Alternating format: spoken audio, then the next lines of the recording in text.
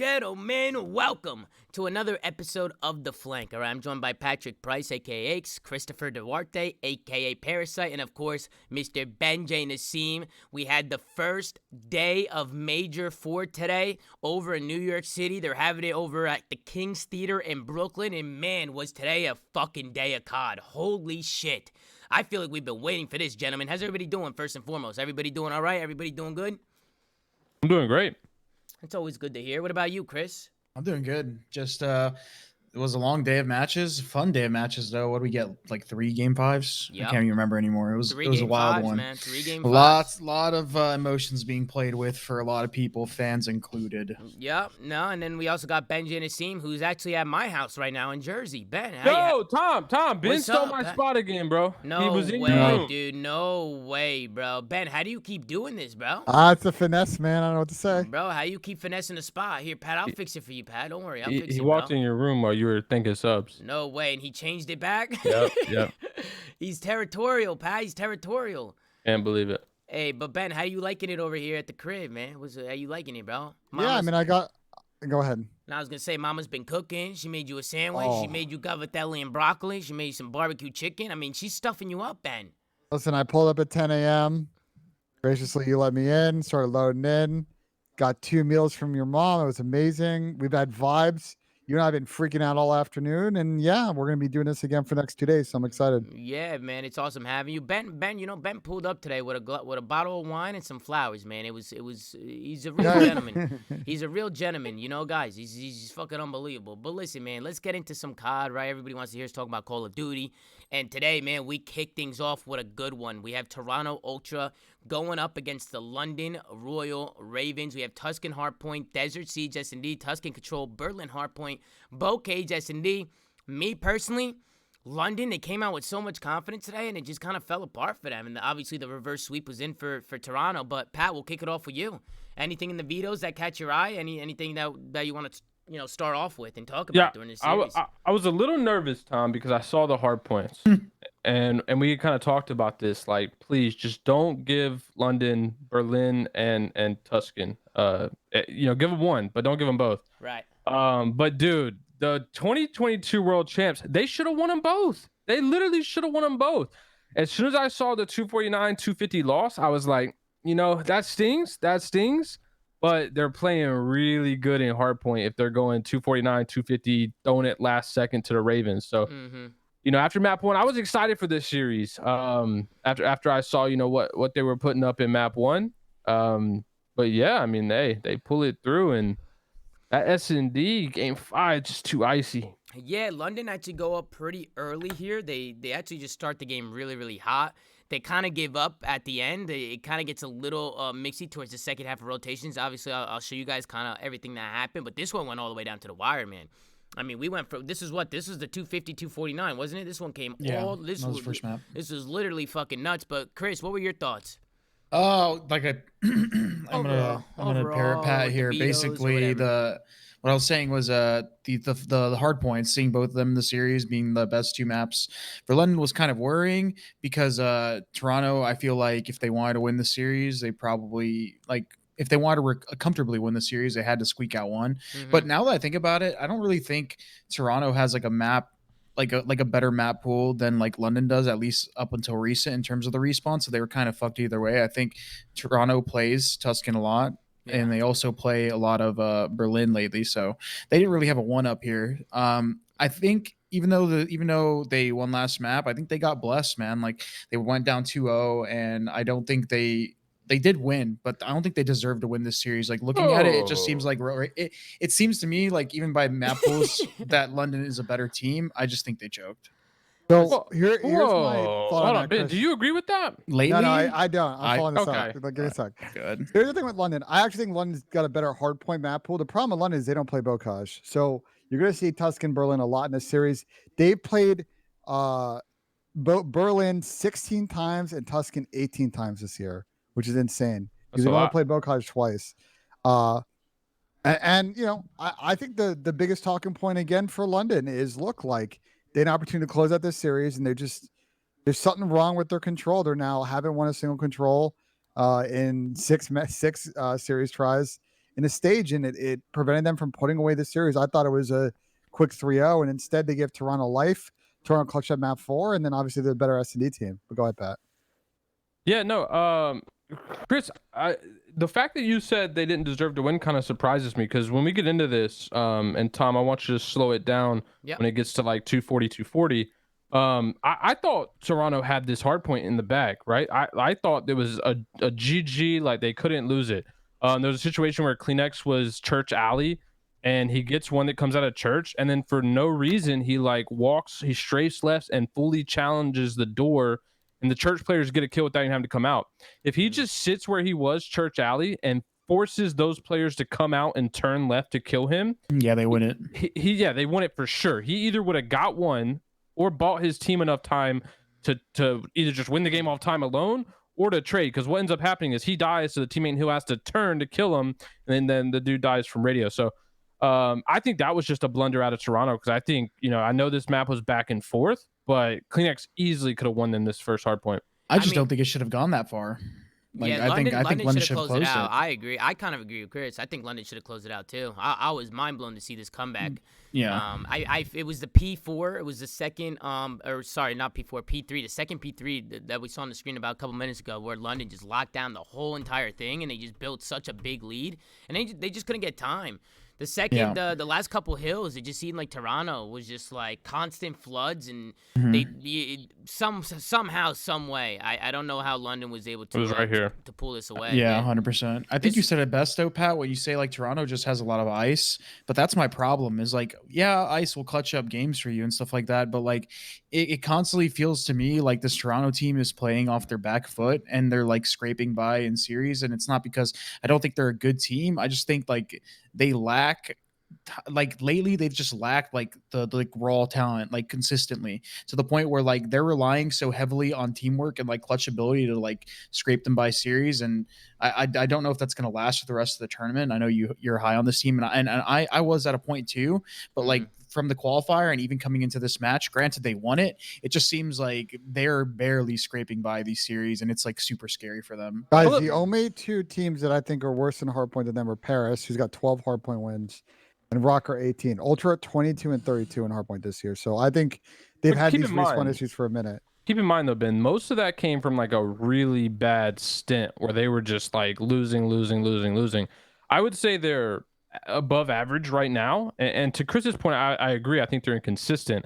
But Chris, like your point about them relying on teamwork isn't necessarily a problem to me, because I think they do have that raw slaying capability. We're just not getting it on a consistent level, right? Yeah. So I mean, look, London is no slouch, right? They came into this major probably the best team online. One of the best teams.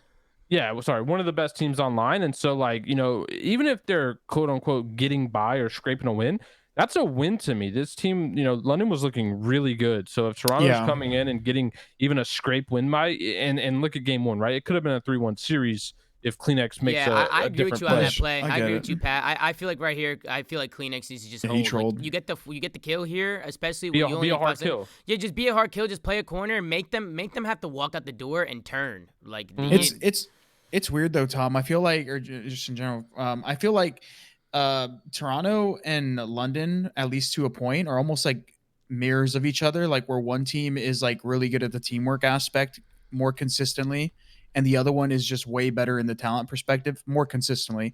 And if like it's like they struggle, they share a struggle that one team is better at, if that makes sense. I feel like Toronto's got their teamwork way better, but their star players like don't perform as much, while London's star players are always performing and stuff like that. But like look at the stats. Like you see these guys slaying super heavily, and then you have like Toronto who's just like Chris, one guy that's their star player just getting smoked, but they still won't keep it close. Really glad you brought that up, Tom. I'm gonna drop a quick little Gaiazo in the team speak for you. Sure. You want me to pull this up? Yeah. Pull this up for me. So, okay. Chris, you mentioned how London star players are always going off. So this has been a debate for a couple events now that we had before. Now we're having now. Gizmo. I mean, his numbers Landa online are drastically different. Are they like Shotsies? well, you can see them on stream. They're even worse. So it's literally a 0.4 KD discrepancy, or 0.2 to 0.4 discrepancy land to online, which is nuts.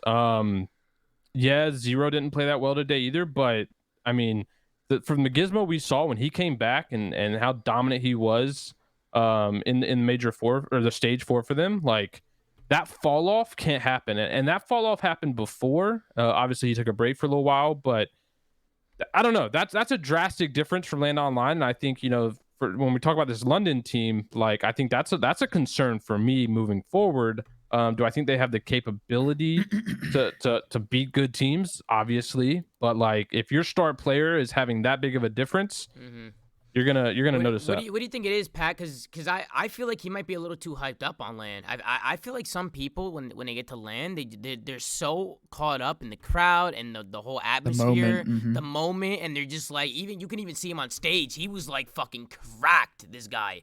He was so jittery. I just feel like sometimes you just need to take a deep breath and just realize, listen, remember what you need to do. Remember about the good plays you got to make. Remember about everything you've done in practice, right? You go over the game every single day, but all these teams practice every single day. I feel like sometimes teams forget what they've practiced because they get caught up in the moment. Well, I think or Tommy, players, or the other individual players. issue, and we've seen this in most titles, is the pace of the game is a little bit different when you get to land, and so all your timings are completely different. So you've got to relearn that.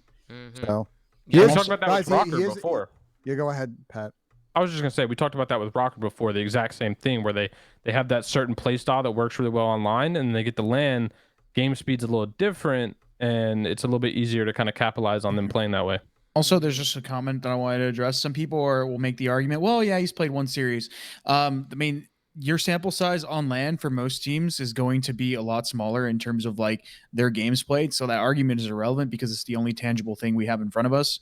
Like if a team, if a player, if you want people to have better stats and more, I guess, consistent statistics for land online, they got to make it far enough in the tournament. But if they're performing like that, they're not going to make it far in the tournament. So like it is what it is. You can't bring up that argument. It's just so fucking stupid. And the land series are more important anyway. So like, like that argument's kind of irrelevant. Like I would take a small sample size because those series matter so much more.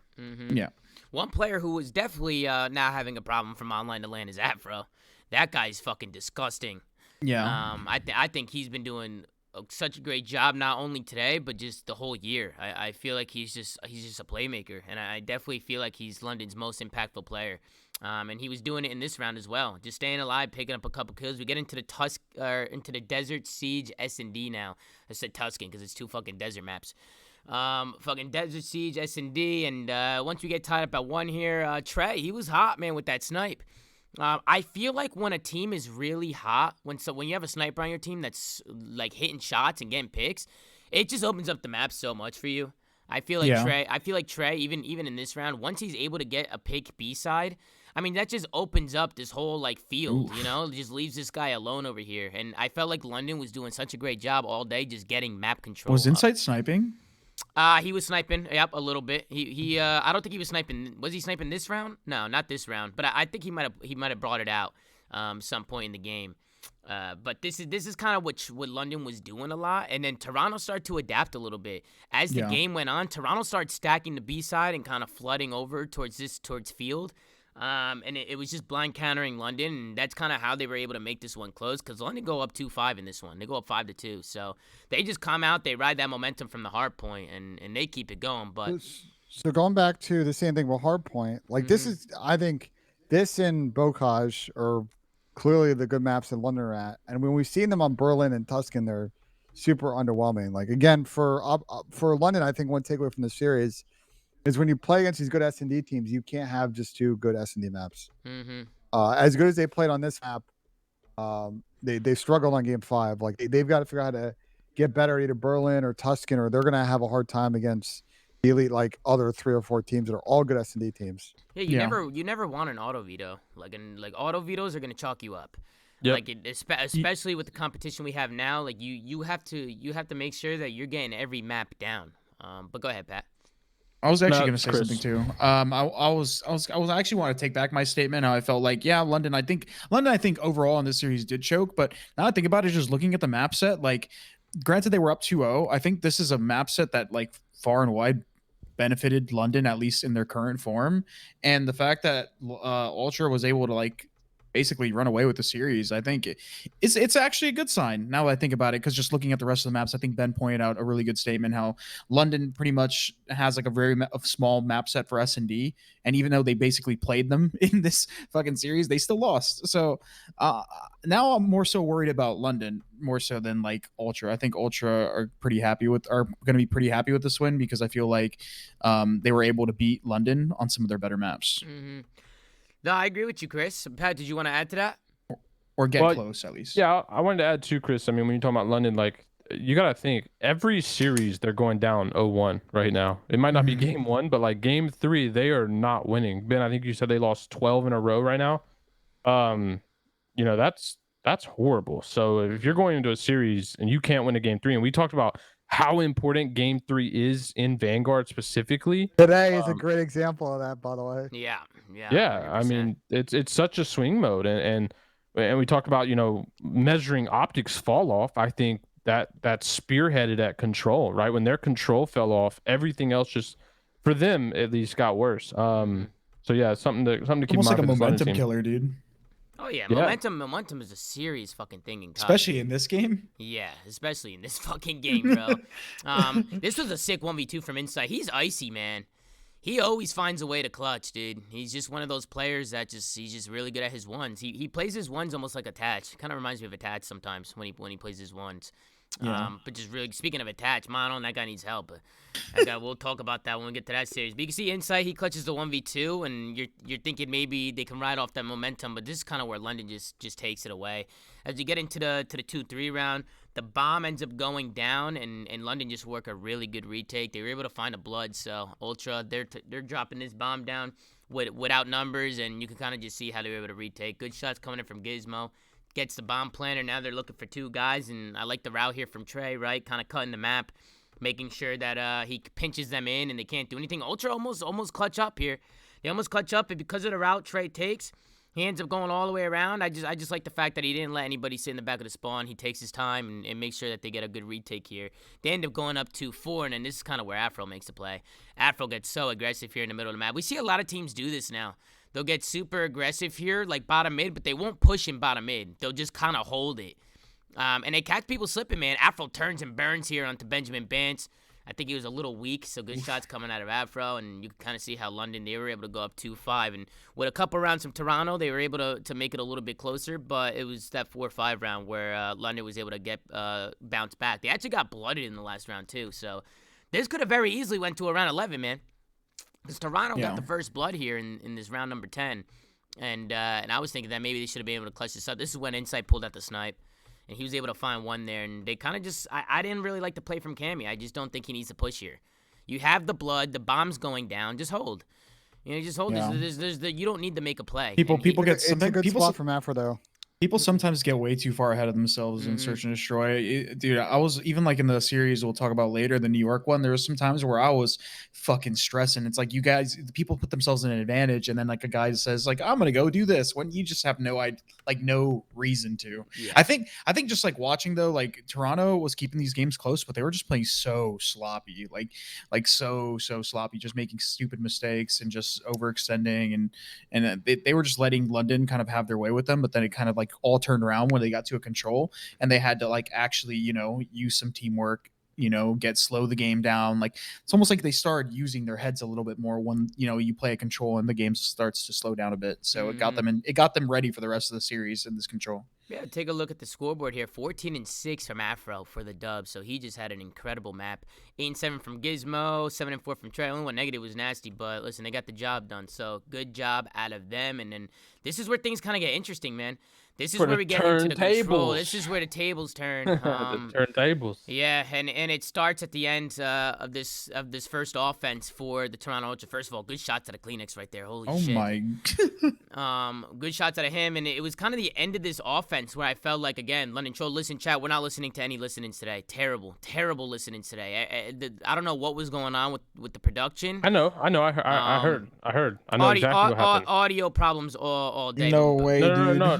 What happened, Pat? What happened, bro? They lost Ben They Nassim. lost him. Here we go. They lost him, bro. They lost Ben Nassim on the broadcast, on the production side of things. And man, today's I can't even listen to the listening. And trust me, I'm doing you guys a favor by not tuning into the listening because it is very hard to listen to. There's a lot of like weird staticky white noise. The voices are super low. It was just really the audio was delayed all day. I don't think they got the audio fixed all day. No, the No. audio is fixed. The one on Are you on sure? broad. So the Yeah, one on last like two series the was fun. the one on the broadcast for like the casters and stuff like that's good. But once they got over to the who was this Guy Blaze? That's his name, right? Guy Blaze on like the yeah. So I'm once pretty they sure got it's over him. to once the they got guest over to version. him, it was chalked. Like he was talking way ahead. Like it was bad. But yeah, even the interviews, like people, their mouth was moving, but like the sound wasn't coming out, and I'm like, what the fuck is going on right now? yeah. But this is kind of where Toronto were able to kind of make a play and get in here, and it kind of starts from this initial push, right? Like London's all set up. We could kind of see how this was able to break down. I don't know how London. I don't think this setup is that bad from London. I'm not really too sure how the hell they lost this here. Just looks like CleanX and Insight were able to make a play, and some trades came down, and it looks like Toronto were just able to win the trades. And at that point, Back it up like 10 or 15 seconds. yeah, How sure. did they get that set up? Yeah, they set up. I mean, they're pinned off spawn, so they have to play tight. They have to turtle a little bit. It was a big first blood from Toronto that kind of spawns Trey in the back, but they played tight here, and I think this just comes down to the kills and the trades. Toronto just ended up winning the trade battle, and that's pretty much what led them on to this point. Big plays coming out of Insight and Cammy, and then London. They have one more push at this, man. Wait, how'd the guy on top of the platform die?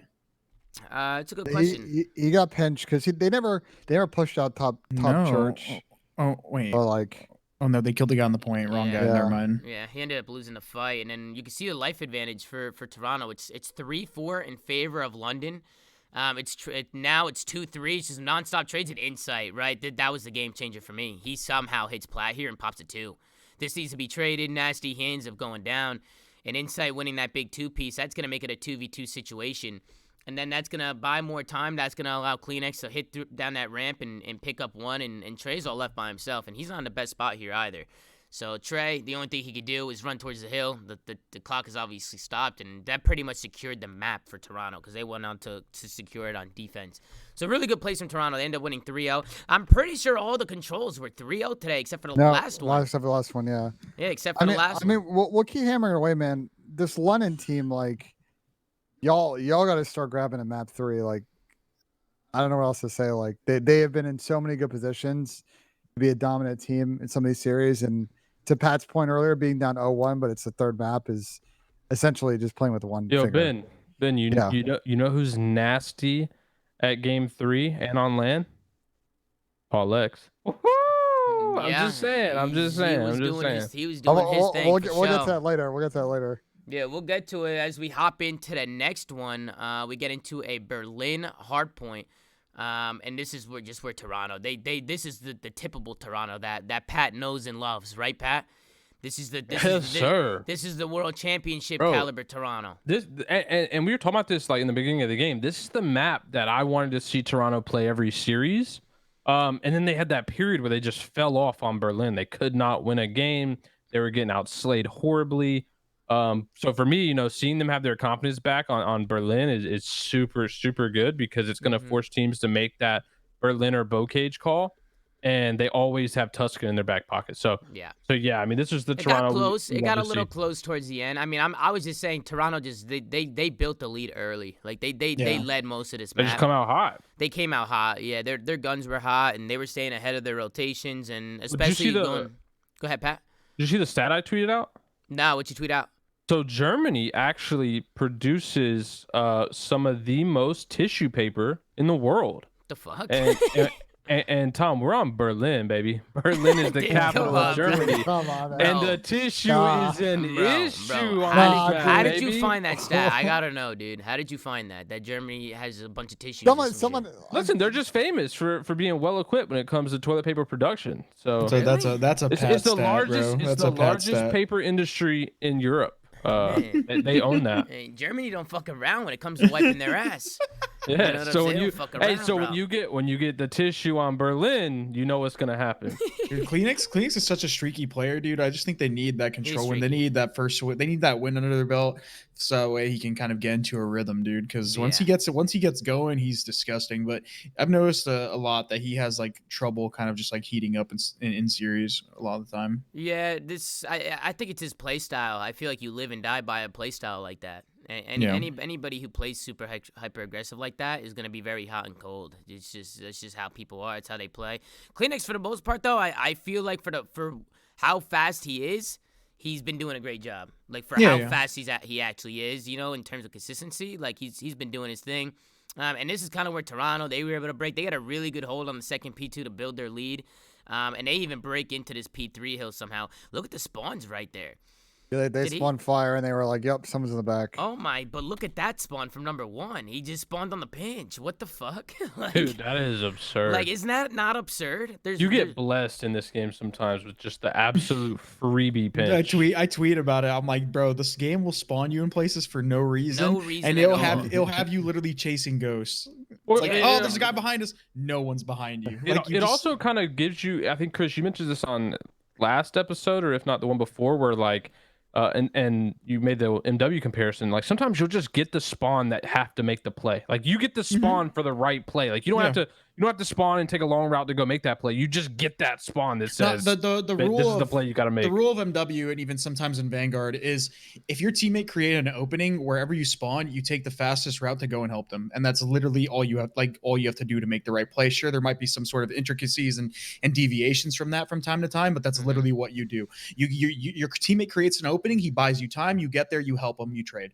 Like that's literally all of Vanguard, everything. It's a lot of running and trading. Like it really is. It's all running and trading. Yeah, I mean, listen, there's definitely hills on certain maps where you need to make sure you're rotating too and make sure you're holding down and getting good setups. I mean, there's still things that you got to make sure. Like, there's still a right way to play. It's the initial. That's the initial. The initial of every play in a respawn game mode is always the most intricate in terms of like where you want to go and what you want to do, because that's where you have the control to make that play. But as soon as the play begins, that's when the rest of it is just flow state. You literally just, okay, my teammate's here, he just did this, I'm coming to help him. Like it's always the initial that is the most complicated. The rest of it is just, okay, go chase your red dot. Like this is why I got worried would say a little though, bit. one add-on though, to that point though, as much as it is flow state, I mean most teams have a set rules about what you're going to do in general situationals. You need to always follow those, because as we saw with the first map, like when he gets that 240 situation,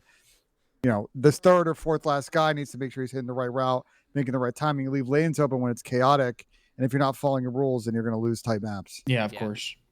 This is kind of where I got worried for Toronto, because you could see here, London on the P5, they hold down like 20 seconds of scrap, and they have them pinned because Gizmo just turned the fuck up. And this is what I want to see more from Gizmo. Just irons. You know what I'm saying? Hold your irons and hit some snaps onto motherfuckers, bro. You're talented as fuck. It's funny you say that. He just dies like in the video. Well, I mean, yeah. I mean, he was on a 6 spree. He won in this rotation.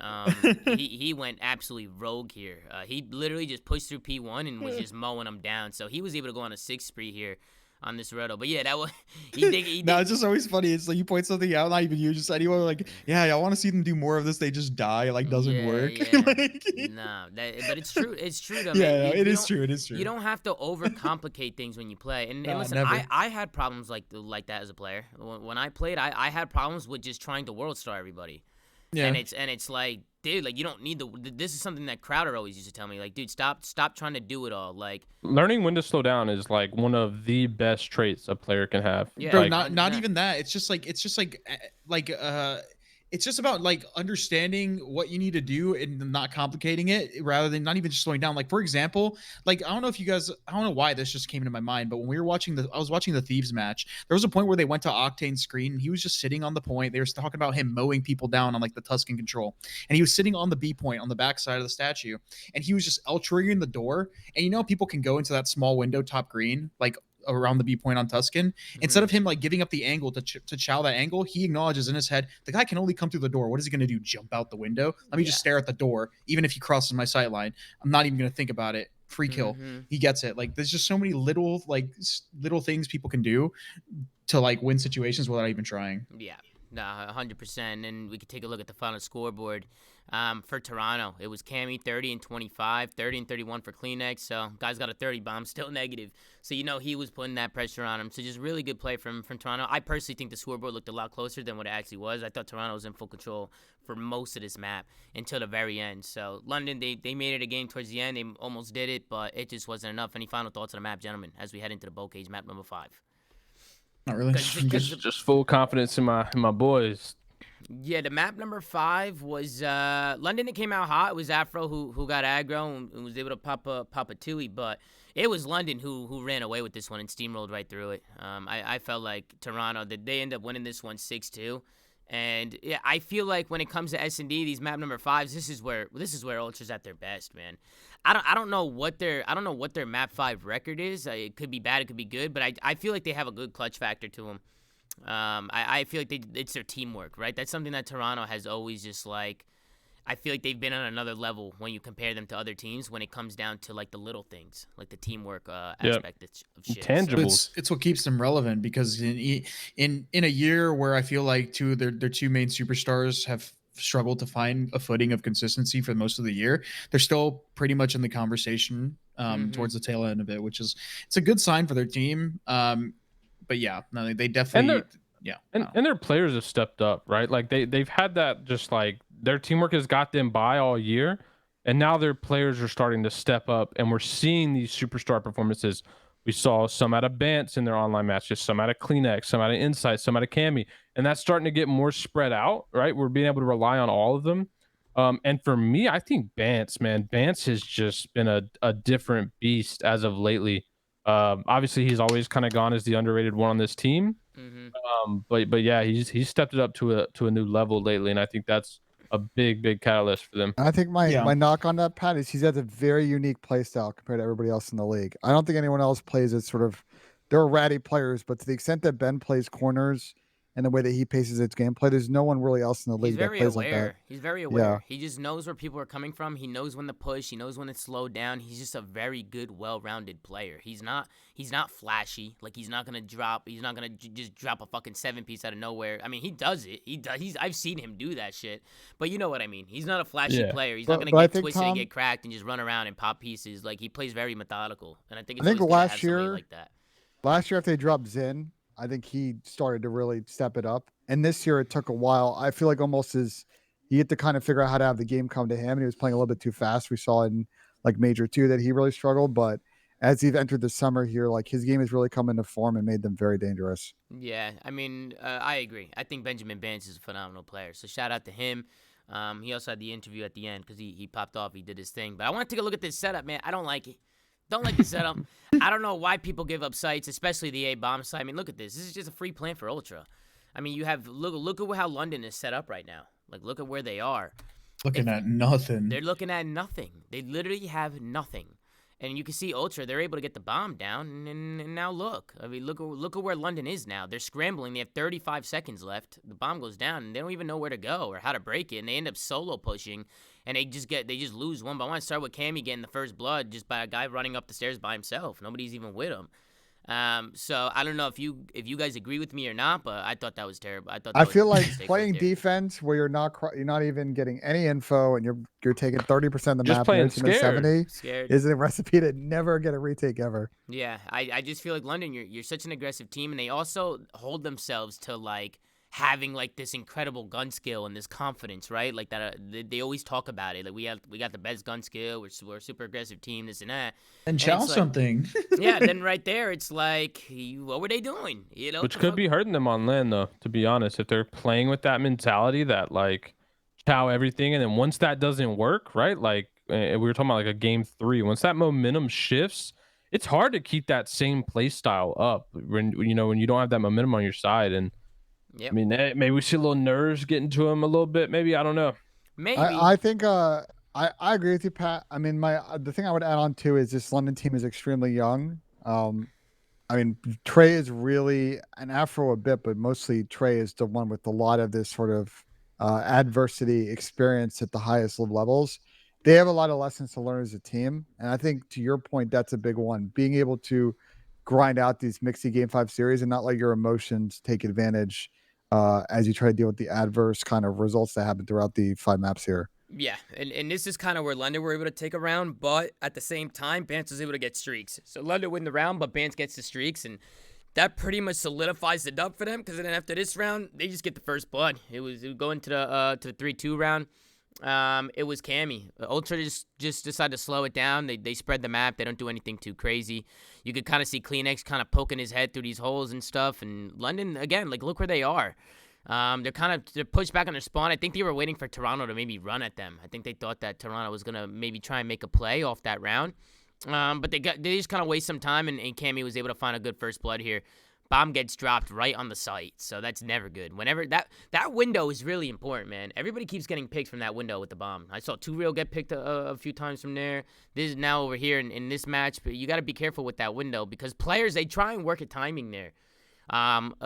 Chris, you might be able to describe this, but players, they know how to hit those random timings. And yeah, not only that, I've noticed, I don't know if there's a way to look through the windows, but I always notice people looking through it, like even when it's closed or something. Yeah, which I think is fucking, I mean, it's the game, but it's fucking cringe. It shouldn't exist. But I noticed a lot of people up there just kind of like looking through it.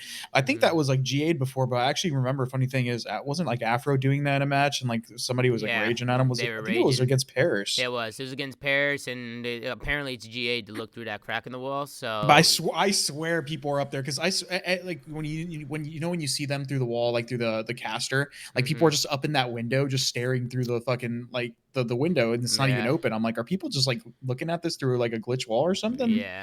And I love how Toronto played this round too, right? The 4-2 round, they get a blow with a nade, they coordinate some grenades, and Bance just uses his streak, and by that, he gets all the information, kills the guy at B, and just notice the arrows from Toronto, right? They all rotate over, they get the B bomb down, and they go up 5-2, which is where they ended up closing it out. So, really good job from the Toronto Ultra boys, man. I thought they played this S&D flawlessly.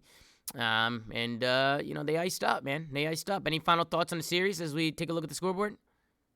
I think my overall thoughts are, this is another good result for Toronto on land. To Pat's point, like, they are, the way this bracket is played out today, I really feel strong about Toronto having a legit shot at making the grand finals right now. And for London, big learning lesson. Nothing is free. You got to really start to get better at control.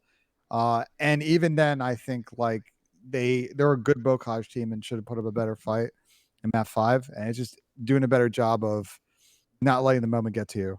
Yeah, no, I 100% agree with you, Ben. 100,000%. But let's head into the next one. Man, we got Boston Breach going up against the Florida Mutineers. Let's start with the Vitas, because I have a feeling Pat has a lot to say here.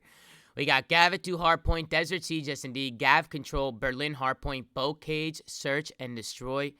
Pat, why don't you kick things off? What did you think about this veto? Bro, I tweeted it. Someone has got to duct tape Zin's mouth in this veto process. Why are they getting Florida? Because who on their team wants to play Gavitu other than him? They're all sub players. I mean, they have to all agree on it. Like, if Zinni said, let's play Gav, then the sub players should speak the fuck up. They should be like, no, bro. We should. Well, the thing is, I mean, they call it Zin City for a reason, Tom. Go ahead, Chris. I don't agree with the map set in terms of like the fact that they're playing Gavutu. We know we decided to play more SMG maps, but this has still been a map they've constantly revisited, and like sometimes they're good on it, sometimes they're bad on it. What stood out to me is they vetoed Tuscan, so I think they're just. Their Tuscan is just bad, and like they're just like playing the lesser of two evils, I guess, in their heads. And bro, I don't care if they're the worst Tuscan team in the game. They're playing Florida Mutineers, bro.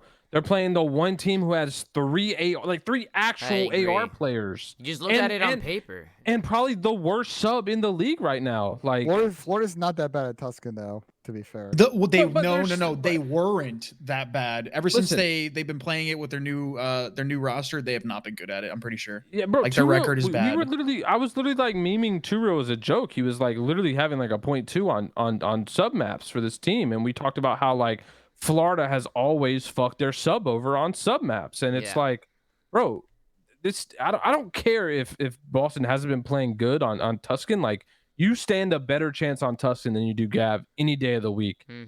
You got Vivid. You got Nero. It's like, just look at the rosters on paper, right? Like, just look at them on paper. Sometimes you don't need to look at analytics when you're going through the vetoes. Like, it's simple sometimes. Sometimes people overthink it, and they look at analytics, and they look at map stats, and they overthink how they've been playing certain maps in scrims and this and that. Well, it's like in scrims, you probably weren't playing Boston. Like, you say you're playing a bunch of other teams in scrims, right? It's matchups. Or like you were playing online. Yeah, and that too. From that Boston. Too. The other thing too, and I think this hard doesn't play out that much in COD, especially because the map pool isn't like super deep in COD. It's you also sometimes in certain series want to be unpredictable in vetoes and give teams something that they're not really expecting. And I would assume that when Florida started playing Gav in this series, they were over the moon. Bro, they were literally jumping for joy. Like, like what? Boston won like one Gav2 hardpoint in this stage, and they lost the other two, something like that. And we roasted them each time. Like, bro, there's no shot. If I had Nero and if I'm Zinni, if I have Nero, Vivid, and TJ Halley on my team, am I putting them up against Awakening, Major Maniac, and Skies on a long-range lane-based map? Those are some good AR players too, man. That's the dumbest shot I've ever they seen, showed it. bro. They showed it in the map. Yeah, I mean, we could get into. There's not much. I literally, even in my notes, it was just a bloodbath. I mean, Florida, they were winning all the fights. They were outslaying the fuck out of them. Yeah. This map wasn't even close. Matter of fact, a lot of these maps weren't close in this series. This is a very weird series. It was going. They were trading maps, and they were. And I gotta ask, what's with the lap pillow, son? Yeah, I've never seen that shit before. I think that's a wave. What are you talking about? Wait, hold on. No, what is it called? Who had a lap pillow, bro? Too real, bro. No, dude. Oh, bro. It's called like the Scuff Exo, right? Get out of here. The Scuff Exo? I think it's called the Scuff Exo. And Scuff released it. It's brand new. Scuff released it. It's like a. Oh hell no! It's like a pillow. It looks like a neck pillow, except it wraps around your entire body. Bro, I don't know. It looks kind of. It looks kind of goaty. Yeah, it looks nice. You want what that reminds me of? You want what that reminds me of? Y'all remember Mayhem? Like, he's the coach of the Toronto Academy team now. He doesn't do it anymore. But you remember that motherfucker used to play with his hands on his desk. Like, what? Yo, if I saw my There's the pillow right there. There's the pillow right there. Hold on. I don't know if you can see it. If I saw my teammate getting shit on and I look over and his elbows are resting on a pillow while he's gaming and I'm on a tournament, I'm losing full, bro. His posture's got to be nice. Listen, man. People do what they need to do to play at a high level. Sometimes people sit close to the screen. Sometimes people sit far. Sometimes people need a pillow. Hey, the difference is you said play at a high level. Is that allowed? Hey, that's gotta be. Hold on. Why would it not be allowed? Hold on. He said playing at a high level though. Like, that has not been happening. What do you? Okay, I get he's not slaying at a high level, but he is playing at a high level team. Ban that just to protect his rep, bro. Nah, listen, man. Player image has got to be protected on the stage, Ben. If we don't let people wear shorts, they can't be having a pillow. If CDL players are watching this, I want to see more Scuff Exos next year. Bro, you're gonna see every player on stage with a fucking pillow. They walk out with their pillows in hand when they're the one. No, there used to be a League of Legends player, dude. I think was it Dyrus or something like that? Something like that. I can't remember. I think he was on TSM that used to have a pillow and he used to play with it too. Who used to play sitting fucking with their legs crossed? Indian style. A lot of people did that, and a lot of people used to push their monitor back in the day and do pretty much a 2-reel's doing with the pillow, but they would do it with the desk. They would just push their monitor so far back where they had room in front of them to lay their elbows on the desk. I used to see it at some local lands, and I was like, yeah, I'm about to shit on this guy. I was like, yeah, I'm about to work this guy at some local land. I used to see some people doing that, and I was like, dude, hey, whatever works for you, you know. But we'll take a look at the final scoreboard. Major Maniac had a fantastic map. I think it's always good to see Mike flourishing and doing what he could do. Because I always feel like Mike, even when he got dropped from Minnesota. Underrated. He's great. Underrated. He's just underrated as fuck, man. He's a really, really good player. So, yeah, guys saw Gav and started drooling. Yeah. Yeah, no, seriously. Then we get into the Desert, Siege, S&D. And this is the only, after 2 rounds here, it was tied up at 2. Florida just ended up winning 4 straight. Boston couldn't get anything going here. And going into this 2-2 round, I like the play. I like the strat call from Florida. They just rush B. They rush B instantly. They did this twice on their next 2 offenses. 2-reel, just he says YOLO, gets the fucking bomb down, and gets the fuck out of there. So just really good plays from Florida. Again, I don't like teams that just allow these plans to go down. I think they had the cross. Tony ends up nading him. But even with the nade, right? Like I feel like somebody needs to be there coordinating a nade with him. Because once he gets the nade off, even if they get the kill, I mean, the bomb is down, and now they're gonna have to try and play a retake here. Which, granted, it's not a hard bomb to retake, right? Because you could just kind of get the bomb control and kind of force him to come out. It is. Hold on.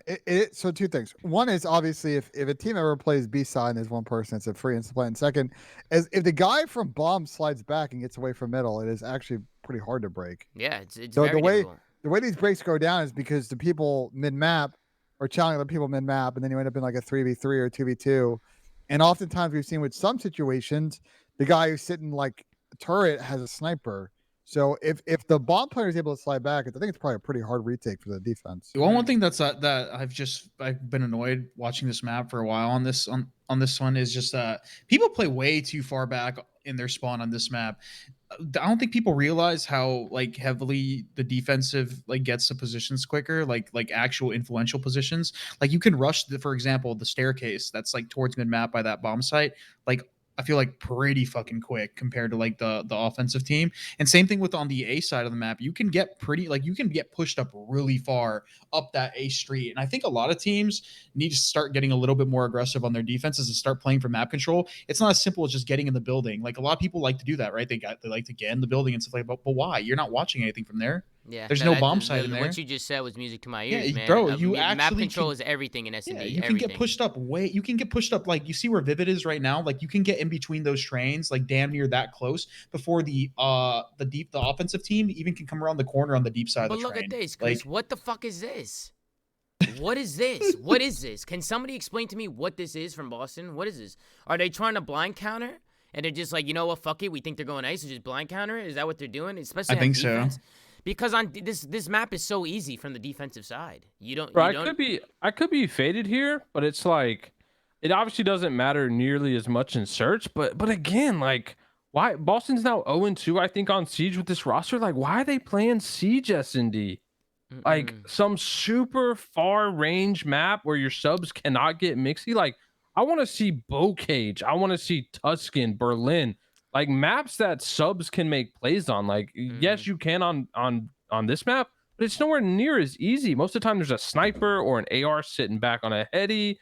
Like the only place you can really do running an AR on the damn map. Like you know what you can really do is hit a cut quick or just play inside the building on offense or defense with a sub. That's what I'm saying. They're not playing to their strengths at all, and it's mind blowing. Like you put together probably the fastest paced team in the league, right? Like. Why are you not on maps like that? So that's kind of mind-blowing.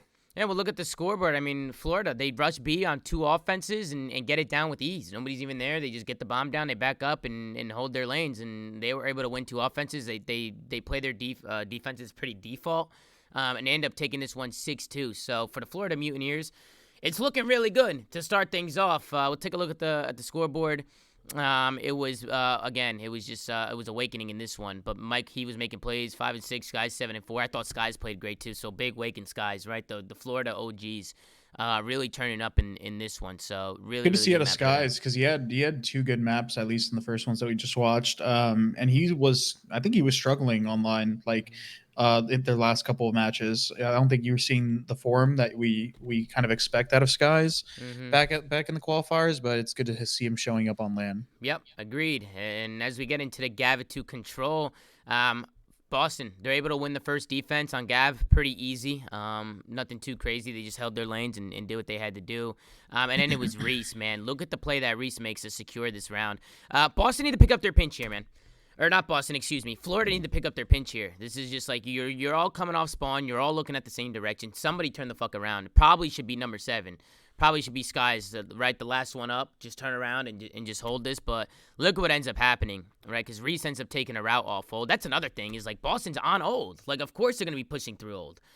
But they end up just having like a little bit of a brain fart. And Vivid, he gets 2 in the back, and then he ends up just fucking jump shotting the fuck out of 2. Yeah, they didn't trust each other. I think them just going over towards the beach just told me like they don't have ring control and they're afraid they're going to get overwhelmed from the front. So they just felt a sense of urgency to just go and help that player. But they should have trusted the players to buy enough time and pick up the pinch and hope that somebody didn't get through. They were fine because they had a guy middle. So like if they kill the pincher, they can push out and get into a little bit of spawn trap, which Boston ends up doing on this defense if you watch that. And they just need to hold the pinch. They didn't trust. They didn't trust it. Yeah. They also probably thought because that guy ran through mid, there's no way somebody was pinching. Yeah. Even though like there's a complete opposite lane that he can't even watch.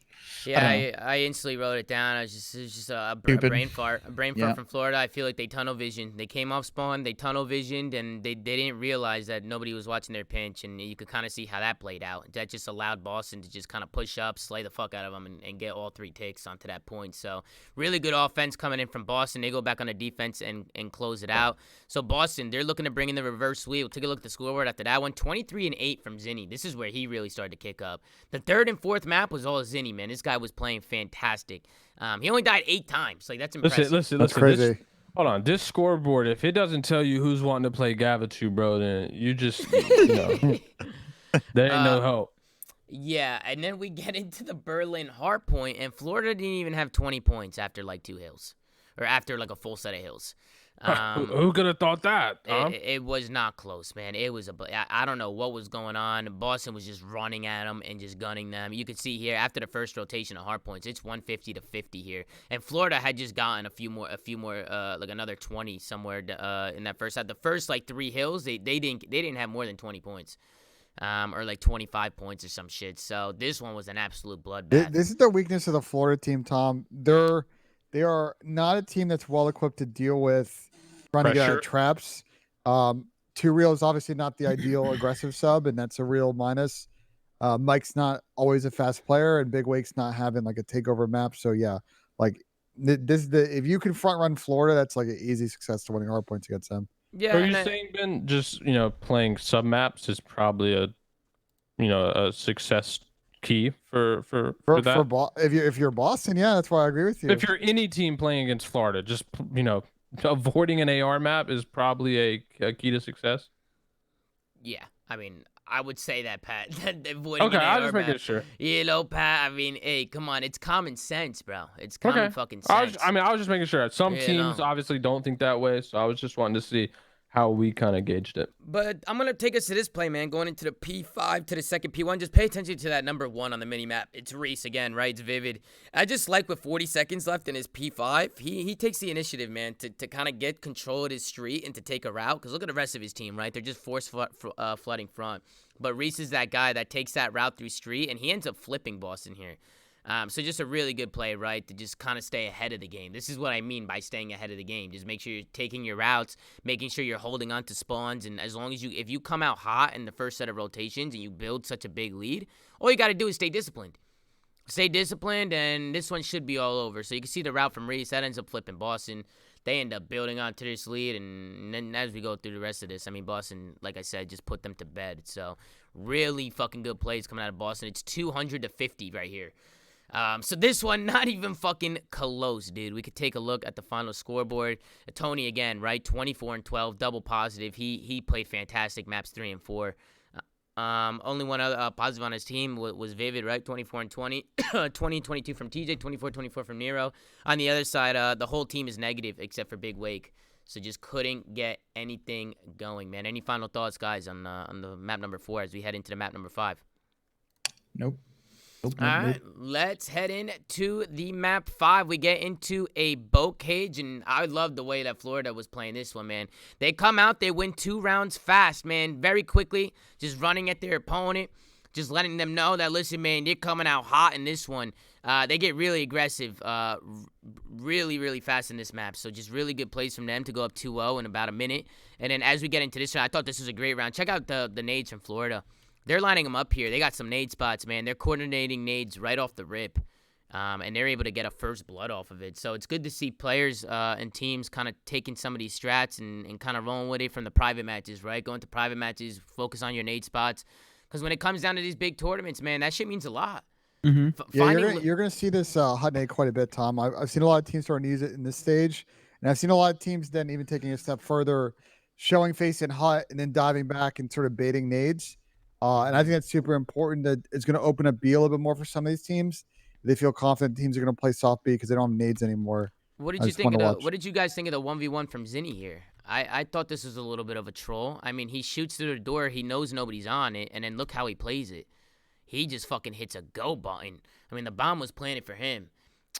So Skies, he's probably He sitting didn't there. trust it. He didn't trust it. Yeah, he probably I thought think- maybe he was stretching it or something. He had a sub in his hand, and when he has a sub in his hand, he don't know how to act. I feel like if you were gonna plant there, can you break down doors? Like, can you break the doors if you punch them?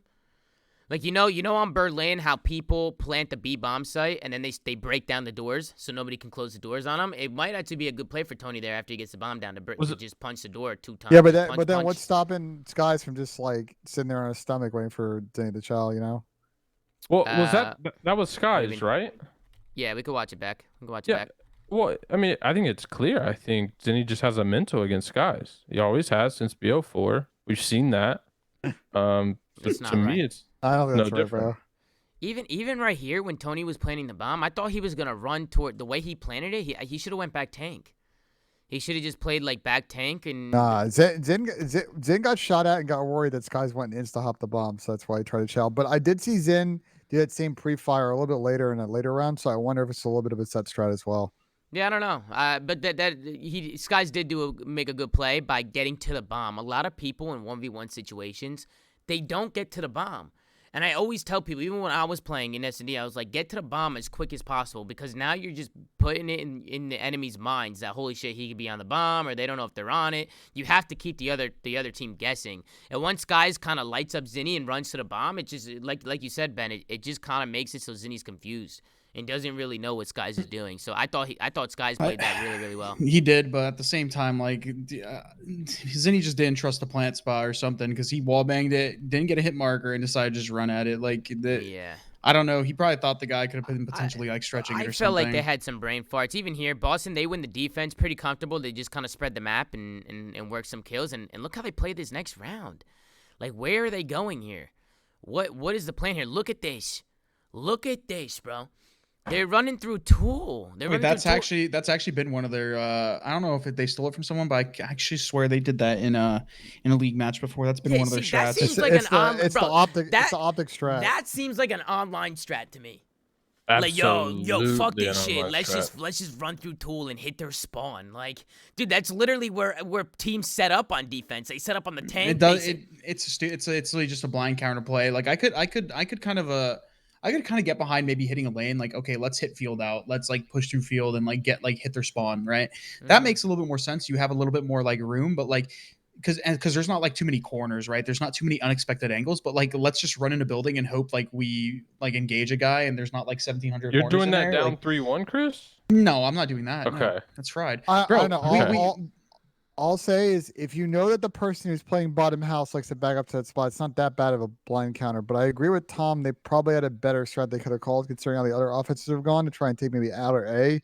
And then you can late do that if you're trying to kill it on plat. It's not you're not up. You're not up 3-1. You're not up 4-1. You can't throw away risky rounds. But those are strats. It'll be 3-1, 4-1. That's when the winning team calls a strat like that, where you take a risk and you. That's and you try a and blind disrespectful S&D that wins you tournaments. But on top of that, you're just taking such a risk. Like if a guy's in there, even if he's like somewhat prepared for it, he should get one. Like unless he just misses every shot, right? Yeah. And on top of that, you gain nothing from it. Yeah, you gain the building, but what's the building? The bombs aren't even there. What's the point? You can watch the bombs from literally anywhere else. Plus, you get a call like that where, oh, they're hitting this out. Like players that are towards B, towards A, they basically have they almost get a green light. Like, oh, I can go flank. I can go do this. I have like all the freedom in the world because there's no shot of players over there when they're doing something like that. Like you basically just gain nothing. When Ben, you were talking about this in our last show where we were talking about Bokeh S&D and we said how a lot of teams now they like to kind of like slow it down on these offensive rounds and play a spread and play the information. Like a lot of these rounds are slowed down. Like it's like these guys are literally playing Bokeh S&D of old rather than like the new style by making a play like that. It's stupid. You gain nothing from it at all. Yeah. No, and Vivid going into and I got annoyed because Boston bring this one back and it's like if you don't troll some of those rounds early, this map could have been yours. All these every round adds up at the end of the day. Every single round matters. So Vivid, he was able to clutch a 1v1 against Skies, and even in this round, Vivid makes a really good heads-up play. He was just kind of roaming the map, like middle of the map, and he was able to just have a really big round. He ends up, kind of sucks right there. I would like to see him play for the kill because he was close to streaks. So I felt like right there he just kind of ran out, but maybe throw like maybe a little shimmy or something. Maybe try and finesse a kill there and pick up your streaks. But Boston. We get into the 3-4 round, and it was TJ who ends up finding a pick here. And again, where was it from? Top window. Top window, TJ, he finds the timing. He kills 2Real, who has that bomb, so bomb goes down. And Boston, they were able to tie this up at 4. They just used their numbers and end up working. Actually, it got a little close in this round because it was Major Maniac and Wake who were making fucking plays, but they were able to clutch it up. Another 1v1 situation. Tony versus Major Maniac. This one got a little sketchy. I don't know how Tony didn't kill him here, but Mike was able to finesse it off the bomb, and Tony couldn't get the kill, so Tony just runs. Just a good heads-up play at a Zinni, right? Just staying alive, playing your life. They're able to tie it up at 4, and then this is kind of where Boston, again, they get pushed at the map, but look at the aggression from Florida on the defense. Look at how they play this 4-4 round.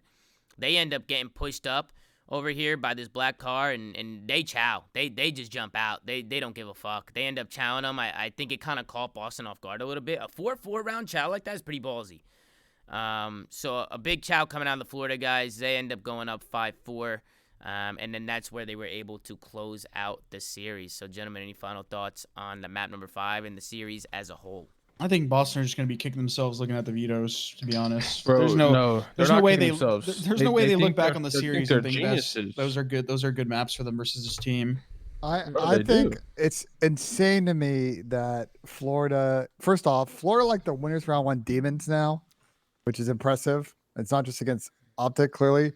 And they're doing this, by the way, with 2Real just like not really being a plus player in every series. So that's actually super impressive. 0.7, Ben. Yeah, he's not exactly. He's not being a plus player. I think that was pretty spot on with that.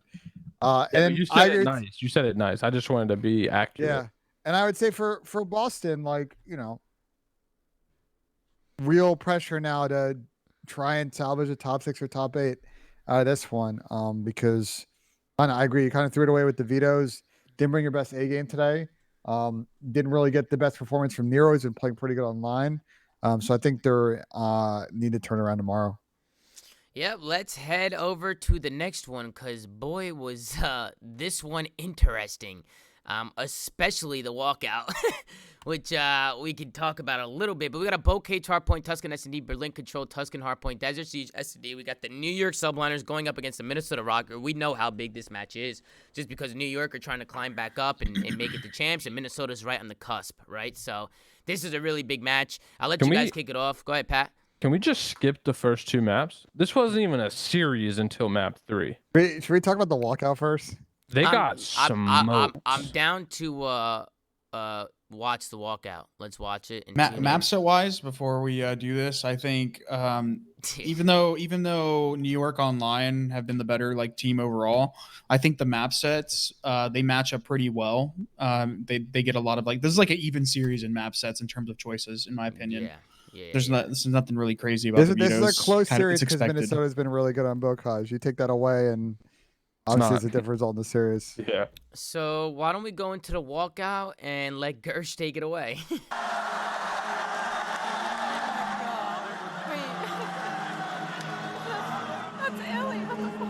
With the way this season's gone, only a prayer can save the New York Subliners. Why did Ali say that's And with illy? that said, repeat after me. That's not right. Our Godfather in heaven, hallowed be thy game. First game is on lower third. May Crim6 eat these burgers, and Paul X make them pay. I can't believe this shit actually happened, Paco bro. bring his movement. In Hill, I can't believe he has it Kismet will memorized. slay. Nah, he's reading off his phone. As we No, he's stand not. clear He and has it force just in their case. Look at him. tears, Nah, he's looking. He's looking. and He's here not look- Oh, he is. He begin is. to You're right. play. Give us this day our needed points. Bring luck upon our bullet spray. For we are the New York Subliners. And champs is not too far away. Dude, this guy, Amen. dude. This shit made me lose full, bro. This was Look how he fire. walks, bro. This was fire right here, though. This is fire. He wanted so hard to mic drop after that. He should have mic dropped. It would have made it more funny. But this was fire right here.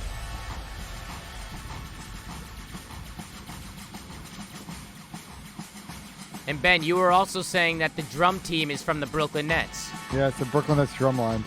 So the drum line playing right now is a drum line from the Brooklyn Nets, ladies and gentlemen. So always pretty cool to see stuff like that. Guys are saying this is corny and cringe, but that's like kind of by intention, dude. We're sitting here talking about it. I think that was the point. People on Twitter were sitting here talking about it, like, you know, get some people going. Famous quote from what's that rollerblade movie? Nah, it got dope though. Movie. This was fucking fire. Especially when Porter ripped his pants off. Or well, he failed to rip his pants off on the break. Yeah, we'll take a look. We'll take a look at it. This build-up was a little too long, though. I'm not gonna lie. Yeah, it was very long.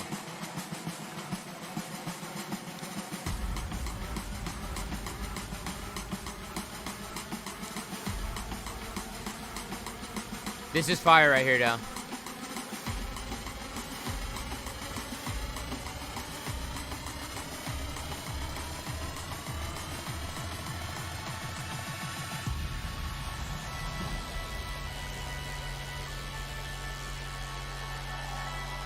Brooklyn! Stand clear! I give to you the New York Subliners! I wonder if Minnesota was on stage or they were just sitting backstage while this was going on.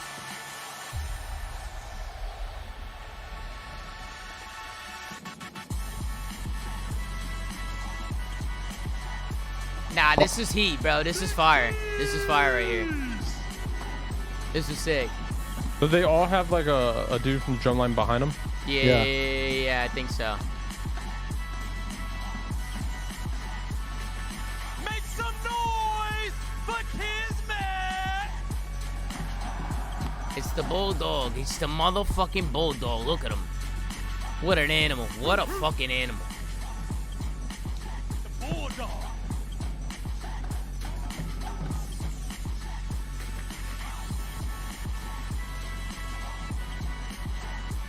Look at the little kid on stage with the drums. My man is vibing.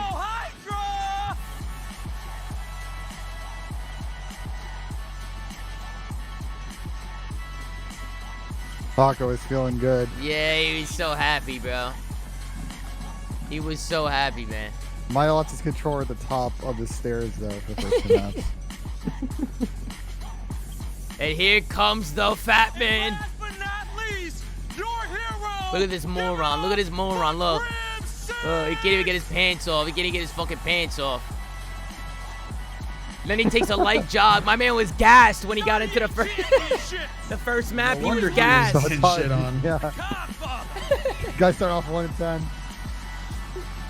Hyperventilating, bro. Yes, so that's going to do it for the New York Subliners intro. Honestly, I thought it was pretty cool. I thought they were trying to switch it up, man. A lot of people said cringe, but I thought they were trying to, you know, do something different. You know what I'm saying? And whatever. I thought it was a little too long, but I thought it was a pretty good intro. I thought it was pretty funny. What was Crim's fine for the shorts? I don't know. It's a good question because you're not allowed to wear shorts, so he probably just eating fines. But that's also a ridiculous rule. Yeah. That players, because certain people like wearing shorts. You know. I mean, bro, if players can have lap pillows, some players can have shorts, bro. Well, Yeah. Tom, him and a Crim 7 might have swap spots for this first map here because as much as energy there was in the building, gassed. New York did not have a good start to this map. I think Porter was so gassed from the jog that he took to the stage. His brain that- was lacking oxygen. Yeah, for sure. dude. Like, I don't know what him and Paco got fried. They got shit. I mean, bro, there This was is nothing to usually talk Paco's about. map, too. Yeah. Yeah, there's not much to talk about other than just like Crim and Paco. Just I mean, bro, they were like fucking 2 for, or it was like 5 for 30 or some shit combined at one point. Paco's 5 and 13, Porter's 2 and 12, and they don't really pick it up throughout the game. They pretty much get world start through this whole first map. What did you guys think it was? Maybe because I feel like Boat Cage was a map that I thought NYSL was gonna look a lot better on Boat Cage. Oh, they were the best Vokage team, I think, going into this tournament. They just got shit on. Like, I think Pat was saying, he was saying like, just skip the series. Like, we're just gonna talk about like they got shit on. What's map 2? They got shit on. Like, I mean, Yeah, the first couple maps were not close. They were not close at all. As much as New York is the best Bocage team, Minnesota's the most informed Bocage team going into this series. Yeah, I definitely think we got to They're give good at Minnesota it too, their yeah. flowers. I mean, Attach, he was 31-18 at this point in time. Standy had an incredible first 2 maps. Incredible. And I don't know what happened the next 3 maps. And I don't know if you guys saw, but Minnesota Rokkr signed a substitute right today going into the event.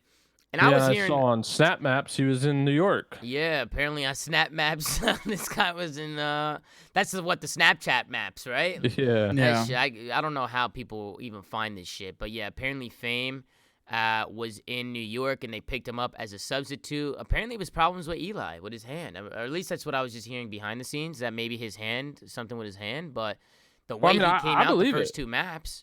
I believe it. I think it just didn't take effect until map 3. Maybe. I mean, map 2, map 1 and 2, he was frying. Yeah, he came out and he looked unbelievable. And I don't know if the hand had any effect going into the second half of the series, but you could definitely see a huge fall off going after the first 2 maps, going into the next 3. So he definitely struggled in this one. I thought Attach played great all series. I thought Havoc was making good plays. Played great. He had a 1.4. 1.4. Yeah, that's impressive. That's help him. New York made it a little bit closer, but on both cages, you trust me, this map was not close. This one was an absolute bloodbath. Eli was talking his shit, man. Standy was getting up. He was getting loud.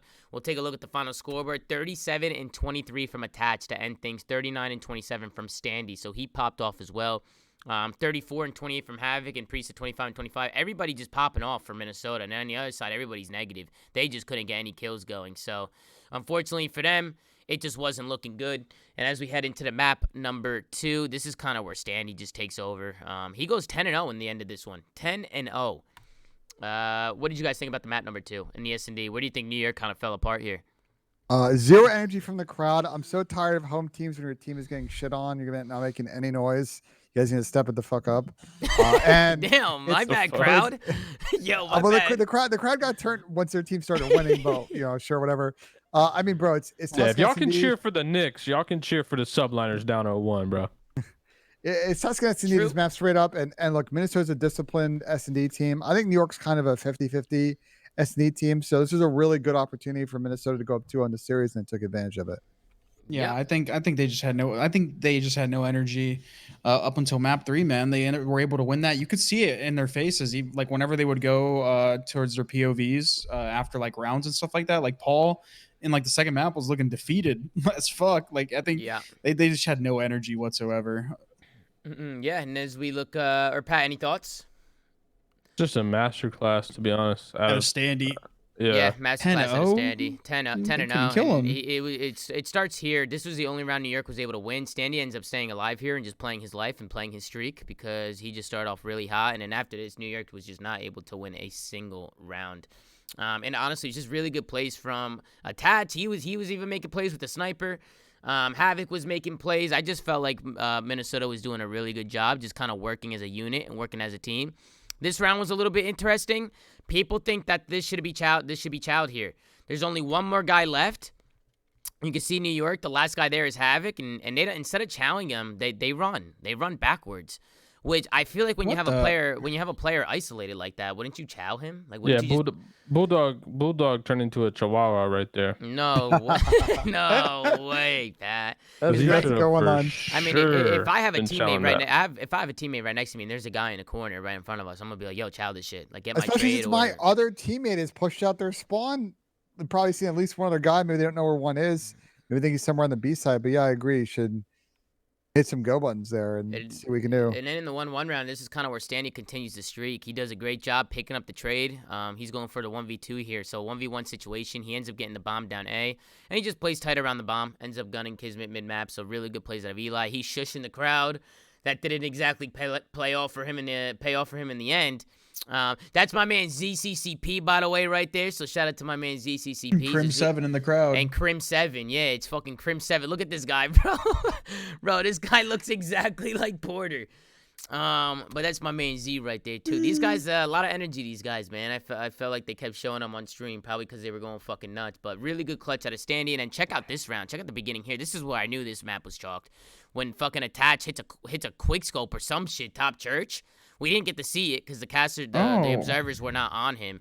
But Kismet kept getting aggressive and getting picked out. They're gonna have to be careful, man. I think teams are catching on to what they're doing. He was making plays like that in the Desert Siege, and they were working sometimes. But dude, he does it a lot. Like there was actually one round I'll remember. I don't remember exactly the round count, but we'll get to it. Where he just basically they got the first kill, and he's just making a play somewhere on the other side of the map and dying. He does a lot of unnecessary risky shit, but I think that's just his play style, and it works a lot of the time. To be fair, it's just sometimes there's just no need for it. Man. It's the ZooMaa BZ strat.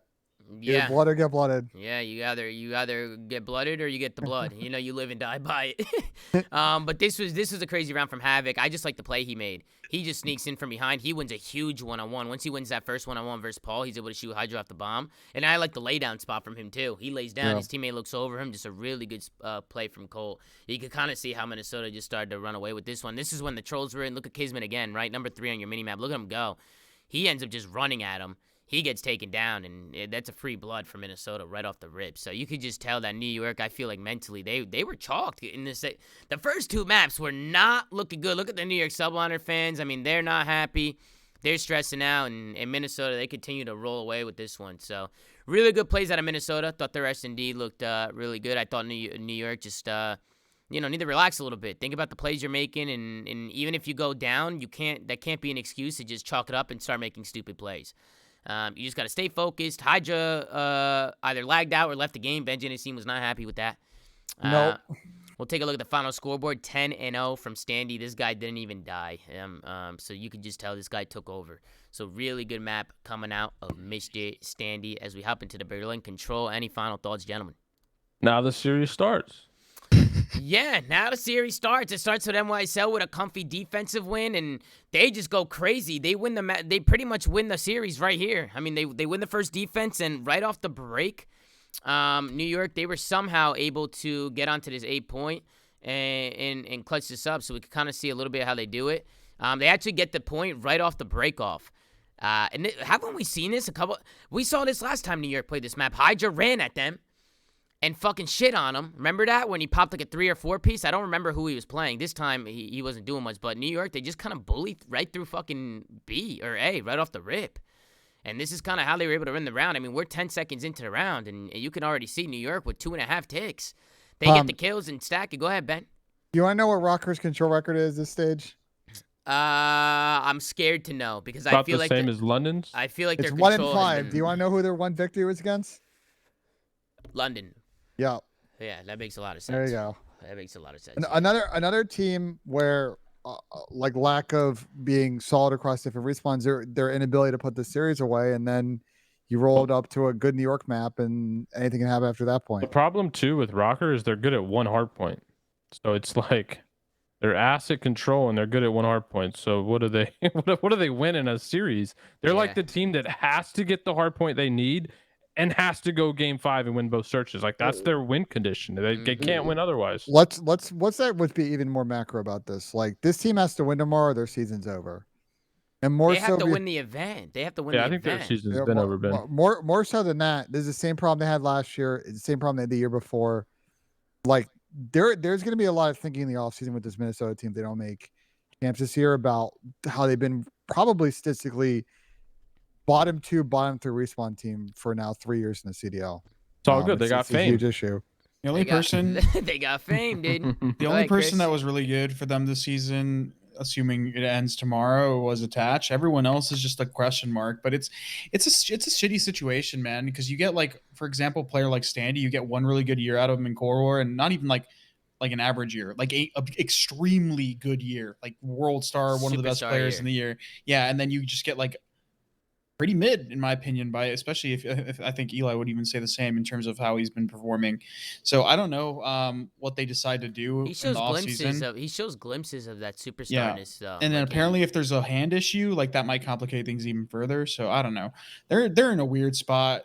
I just feel they have no one to rely on except for Attach. I'll take it even further. Dylan, I just looked it up on the CDL website. They extended Dylan's contract in September of last year. So unless he's signed a new deal, he's probably gone after this year unless they throw the bag at him. But he's going to be getting a super max at the end of this year Because there's going to be multiple teams who want him, and it's just going to cause a bidding war. Well, let's be straight up. Like the 2 LA teams are probably going to be looking to upgrade the flex position, and that would be back where he is from. And so, like, yeah, Minnesota might end up losing Dylan in the offseason unless they throw him, the Brinks truck. And then I thought this was fucking crazy. Is this the first time we've seen a team defend the B point on Berlin control like this? Because Minnesota come out, do the same thing New York did, and cap the A point right off the rip. They capped the harder point. All they need to do is get B. And I don't know what the fuck happened here, but Paul X just turned into a fucking unit in here. They could not keep track of the New York subliners in this B point. They couldn't. So IOU Turtle, who does a lot of statistical stuff, does some spreadsheets. This has to be the first time. It has to be. He tweeted this was the first time that team on offense capped A and then couldn't get B. Yeah, makes sense because I have been sitting here and every day we watch Berlin Control, and every day in my notes it's the same thing. So I know for a fact this is the first time this has happened because this was fucking crazy. And I definitely think this was a statement from New York too, holding on to this B point like this. I think this was a statement going into maps 4 and 5. The way that they were able to just kind of finesse their lives and work their trades, the fact that Minnesota couldn't get in here and do anything is fucking insane to me. So really good plays coming out of the New York subliners. Gentlemen, any final thoughts as they close it out here on the defense? It's a missed opportunity for Minnesota because then they had to pull up to a Tuscan and get. You can see Kismet. You see the Bulldog. Bro, some of these series were so weird. They were super entertaining, but teams just getting world star on their worst match. This is the most entertaining set of Friday matches we've ever had in a CDL major. I think easily. People were Thursday, people were getting fucking world starred for sure, bro. Like they were just getting shit on. And then as we get into the map number 4, sorry, Pat, any final thoughts on that last map? No, just Rokkr piss at control, but that's nothing new. Yeah, and then we get into the Tuscan hardpoint. Nysl, they were able to get a pretty good lead to start things off, and it starts here. It's Minnesota who are at this P3 hill, and look at how New York were able to break it. It starts with Kismet, right? Nice shots onto Standy up top. Paul X is going to win a big 1v1 in the hill, and just like that, the Minnesota Rokkr crumble in 5 seconds. And I don't know how that happened. Minnesota needs to be able to hold here. And kind of looking at their setup, I mean, it just starts. I feel like Standy's trying to do too much. He's too late. He's too late to be pushing top fire.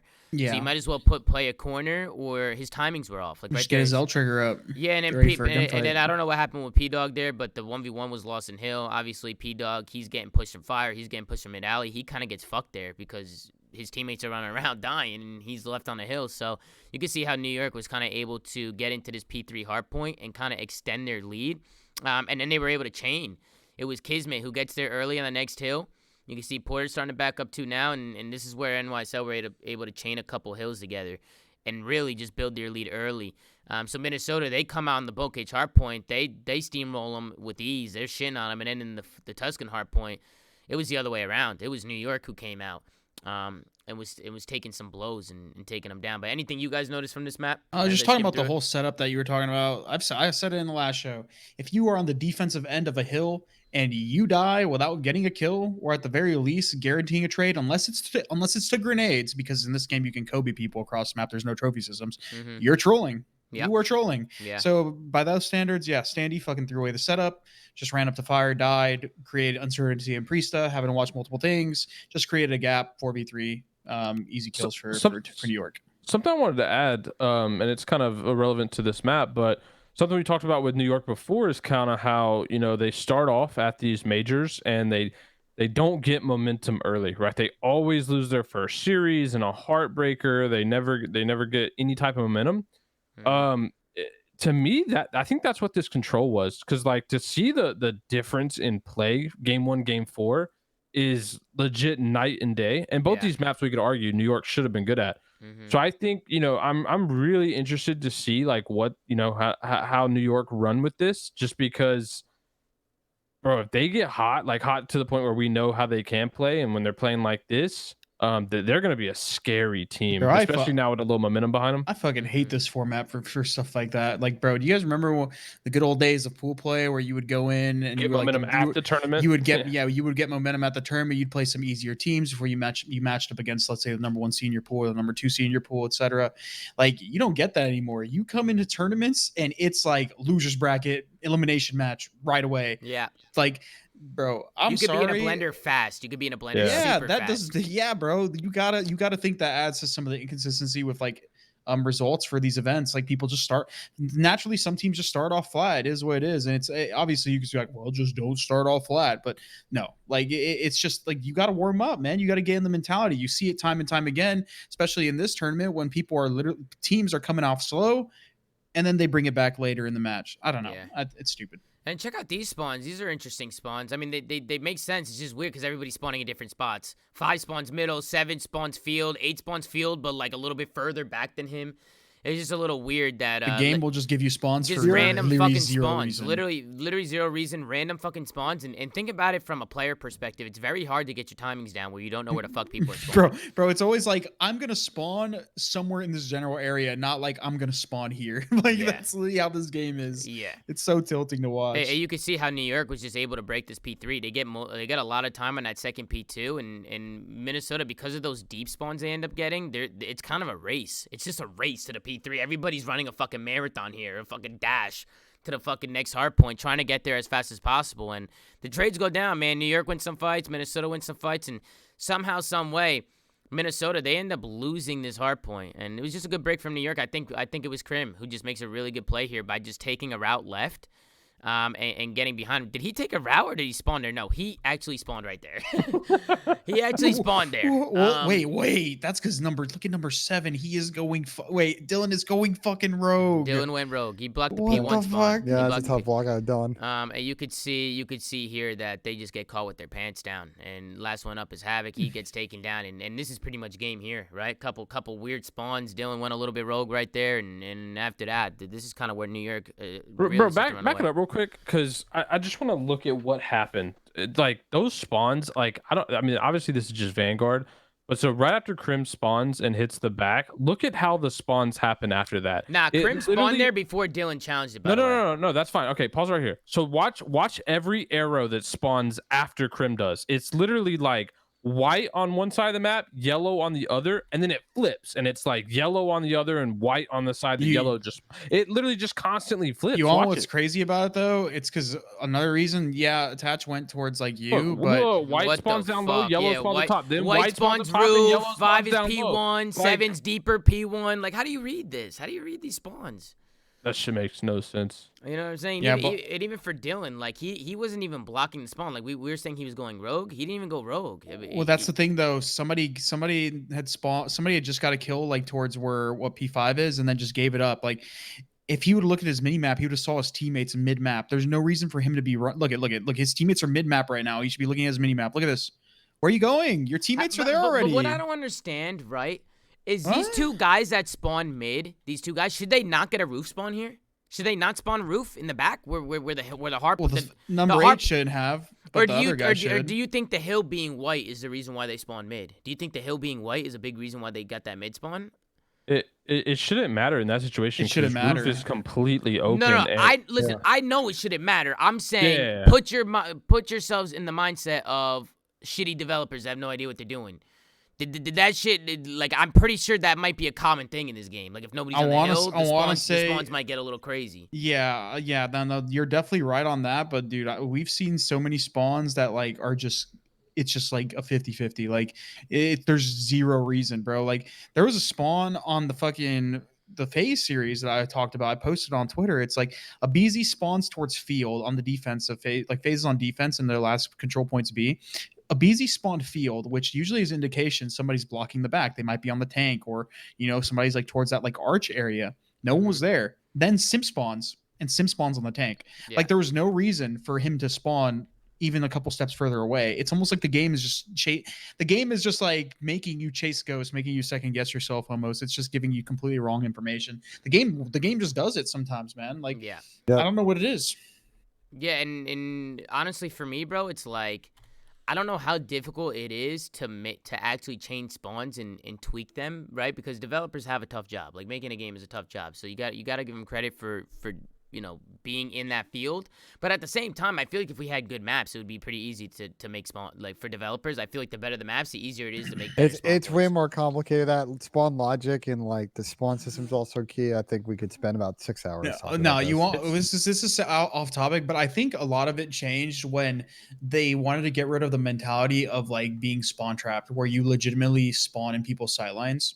And I think that's when a lot of the more consistent things changed, because granted it was cheesy. Do you guys remember, like, for example, on MW3 it was broken as fuck, and you could spawn trap people inside the bottom of the bunker. Do you guys remember that on Dome, if anybody played that game? I see what you're saying, Chris, but you would still have a system like you had in Cold War where it makes sense on how diagonal spawns work. Oh yeah, you yeah, actually yeah. played No. structured. I mean, I agree with you, but I think when they went to change with that mentality, like being able to spawn trap like that, almost like you had to understand how to manipulate them to a point where you could spawn them in front of you. Granted, it's stupid that they spawn in front of you. Like they got rid of that to a point where like there's so much like randomness. There's not actual set spawn points. There's just like areas a person could spawn. I feel like there's like fucking like 10 different spawn points in like a small little like area of a map. I'm obviously exaggerating, but it makes no sense. Like you should be able to pinpoint exactly where a spawn point is. There isn't any of that sometimes in this game. Yeah. It's, no, I agree with you it's guys. not as complicated as you may think it is. Yeah, I don't know, Pat. You would know more because you're you know, you develop games. Like you're literally doing it right now, so you can explain it probably better than I can.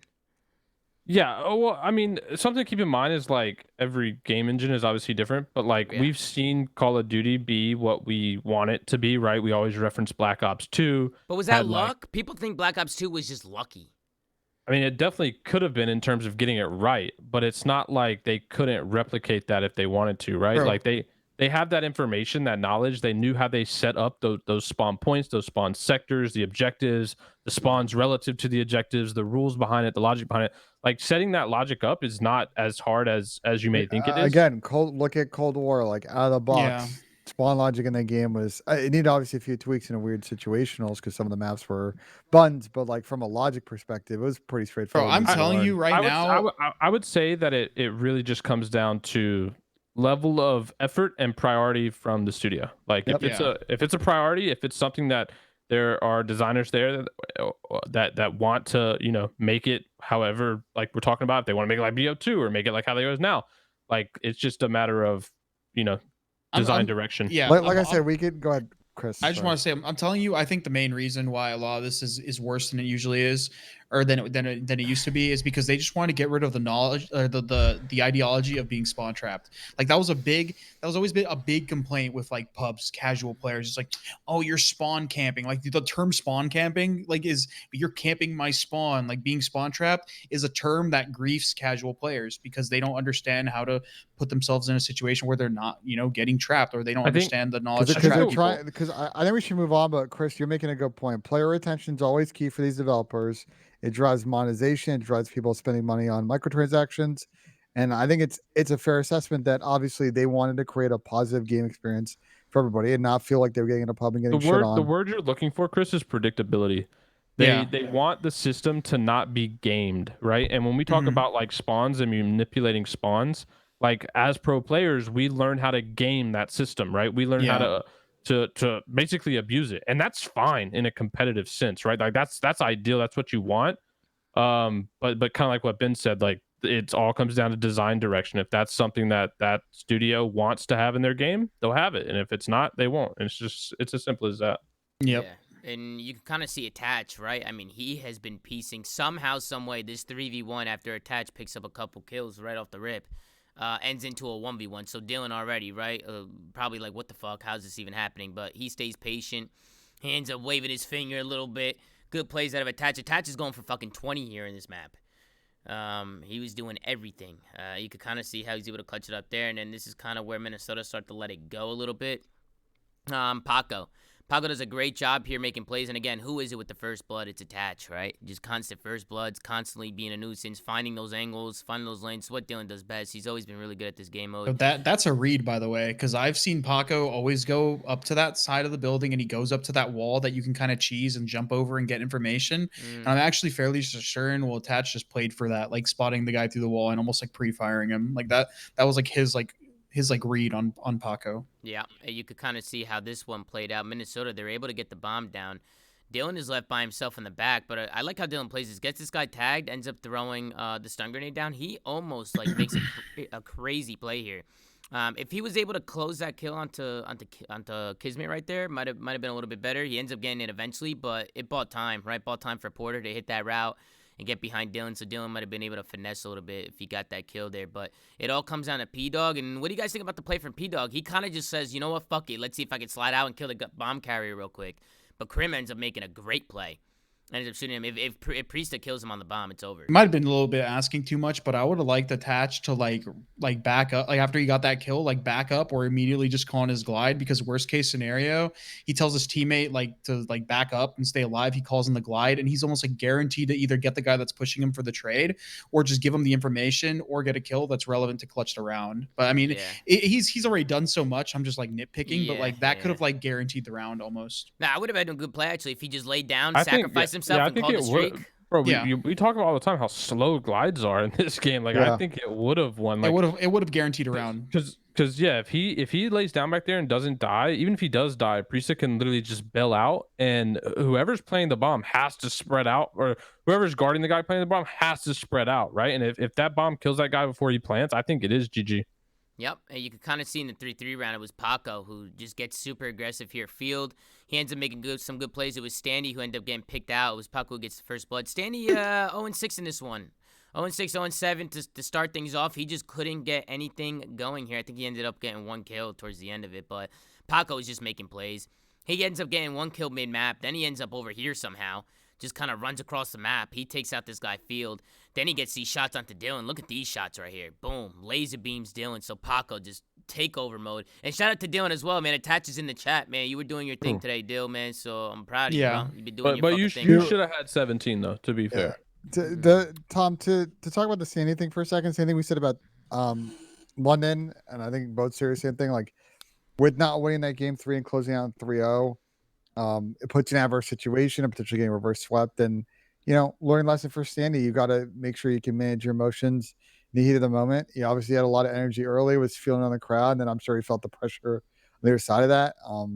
And just that consistency is really key for them going forward. Because, again, at this point, Minnesota is in a must-win series, and every series is an event if they want to make it to champs and have a chance to play for the rest of the season. Yeah, and you can kind of see Kismet, right? The Bulldog getting a couple kills in that one on the retake, and you can see how excited these New York guys are. They're bringing this one all the way back. They end up going up 5-3 in this one.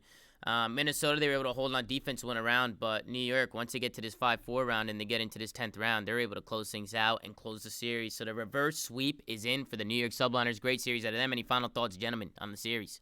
Kismet was making plays the entire series. I think Hydra, bar the first 2 maps, had a solid series. Krim still a little worried, man. Krim hasn't been playing the best, but I think he was just gassed, bro. He was gassed. He's got to step it up in their matches, because I don't think in the online environment with the rest of his team, like being able to just consistently put up superstar performances, they're playing in an environment where he's going to have to start performing better as well if they want to have a chance at winning the tournament, because that's obviously their goal, not even just qualifying for champs. So they got probably one of the better draws of a bracket. And somehow them and Florida are now playing each other in probably the biggest match of the season for both teams. They get a day to relax, but still some work to do here for New York, especially because of how the last series went. They're really now up against it more so they were. It would not surprise me if Florida gives them bow cage. It would not surprise me, bro. Yeah, I mean, who the fuck knows at this point, right, Pat? I just wouldn't surprise me. You can see Porter there, very wholesome, giving the finger to the Minnesota Rokkr. So, fantastic plays. There. Yeah, classic Porter, fantastic plays coming from the NYSL. They somewhat still have a chance here. They're obviously going to have to keep this run going in winners bracket. It's a good thing they're still in winners, because I feel like they have a chance to win this event. I feel like they could do it. Well, they basically have to get top 2 now. And we'll get to the next series. I think they need the win, to be honest. I think they need to win the event. Or top 2 would help, but I think the math has been done. Anything less than top 2 at this point, we'll not get them into champs. So they got to make it to grand finals. Holy shit! So who's actually fucked now? I feel like LAG's kind of fucked almost. LAG, with Florida winning, because the scenario assumed that Florida was going to get double rounded, and now Florida's guaranteed top 6 at minimum. Well, Thieves passed them. Like Thieves pretty much made it so gorillas can't catch them, right? Like they would have to run the whole losers. LAG's in a must-win situation now. They can't bank on that situation. They play the where- Ravens, right? Yeah. So, yeah, so they're the teams, for all the teams in losers bracket that are on the cusp, it's they have to like win. They have to just like basically damn near win out if they want to make it, or if they want to like basically start making it so that the teams that are at the top, like Thieves, for example, have a chance of falling. They have to win. If they lose, if all those bubble teams lose tomorrow, it's over. They're done. Well, listen, let's hop into the interview with Porter and Paco. Paco made his interview debut today. You know, Paco, man, English is not his first language, so he probably didn't want to go up there, but Porter called for him, so let's tune in and see what they had to say. He's shy, man. He's shy. Chance, what a great cast. But my guy, Krim, Extra Major in New York, fighting for your position in champs, with your back up against the wall, down 0-2, and you find a way to come back. How you feel? Honestly, like, you know, that was our first win on land at a major. We are horrible. Oh. We are horrible, yet we're good. But you got it done. Sorta. Sorta. Yes. Now tell me about the series, because how are you feeling being down 0-2? You've played a lot of great series in your life, more than probably anybody in COD. Yeah. How did you get through this one as a squad? Honestly, you know, after maps like 1 and 2, me and Paco just plugged our controllers in. Okay. That's literally, I mean, we were getting fried. Like, we are terrible. Paco, where you at? Paco! Come up here. Paco, come up here. Man, you guys were getting tore up, but he managed to turn up. Yes, Hydra was not playing around. Shot after shot. As we got the whole venue, they looking for Paco. Here he goes! Give him the mic. Paco, how you feeling in this moment? Dinos had to cut a promo, man. I'm feeling good. I hate doing the interview, but Paco was not expecting to do this interview. And you had a fantastic series. You got any words for these people out here who's been supporting you? You got any words for the people that's been supporting you out here? Yeah, I mean, just thank you for the support. I got shit on first map. But you here. But we won, so yeah, thank you for the support, guys. What's next going into your next series? What you looking forward to?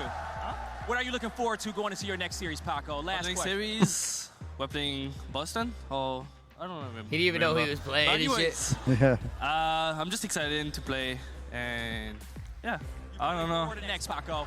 Florida? Florida. He said All okay. right, we're gonna end it there.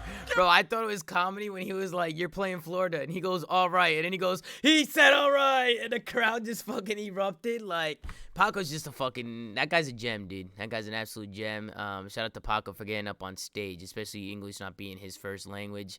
I thought that was very cool. So shout out to Paco, shout out to Porter, and the New York Subliners ended up winning. Shout out to my brother Dill in the chat, man. On a rough loss. Never easy to go through some losses, but you know what? They're still in the tournament. They gotta make a run now. Let's get into the next one.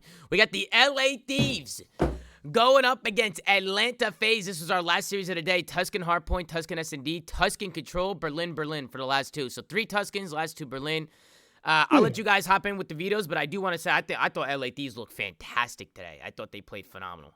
This might have been one of Thieves' best series they played looked as a so team good, this bro. year. They were playing fucking good, dude. Pat, we'll let you kick things off with the vetoes as we get into map number 1, but what were your thoughts? Yeah, I actually think this was a pretty good veto set for Thieves. You know, we talked about how, at least in the early half, we talked about how FaZe has had their struggles on Tuscan, where they haven't been closing out games. And then Tuscan S&D has been Thieves' best S&D all year almost. So that's 2 really strong maps for Thieves. So it really didn't surprise me that they went, up 2-0 in that sense when they're talking about, having their better maps that they could win. Yeah. But yeah, I mean, I was surprised that Thieves came out and won this series. We've talked about this Thieves team all year long. When they put it together, they can do this. They can do this, right? I think it was Major. What Major was it where they beat Optic and Kenny absolutely fried? Yeah. Kenny looked great today too, by the way. Kenny was doing his fucking thing, looking like prime Kenny out there. It was cool to see him piecing and popping off.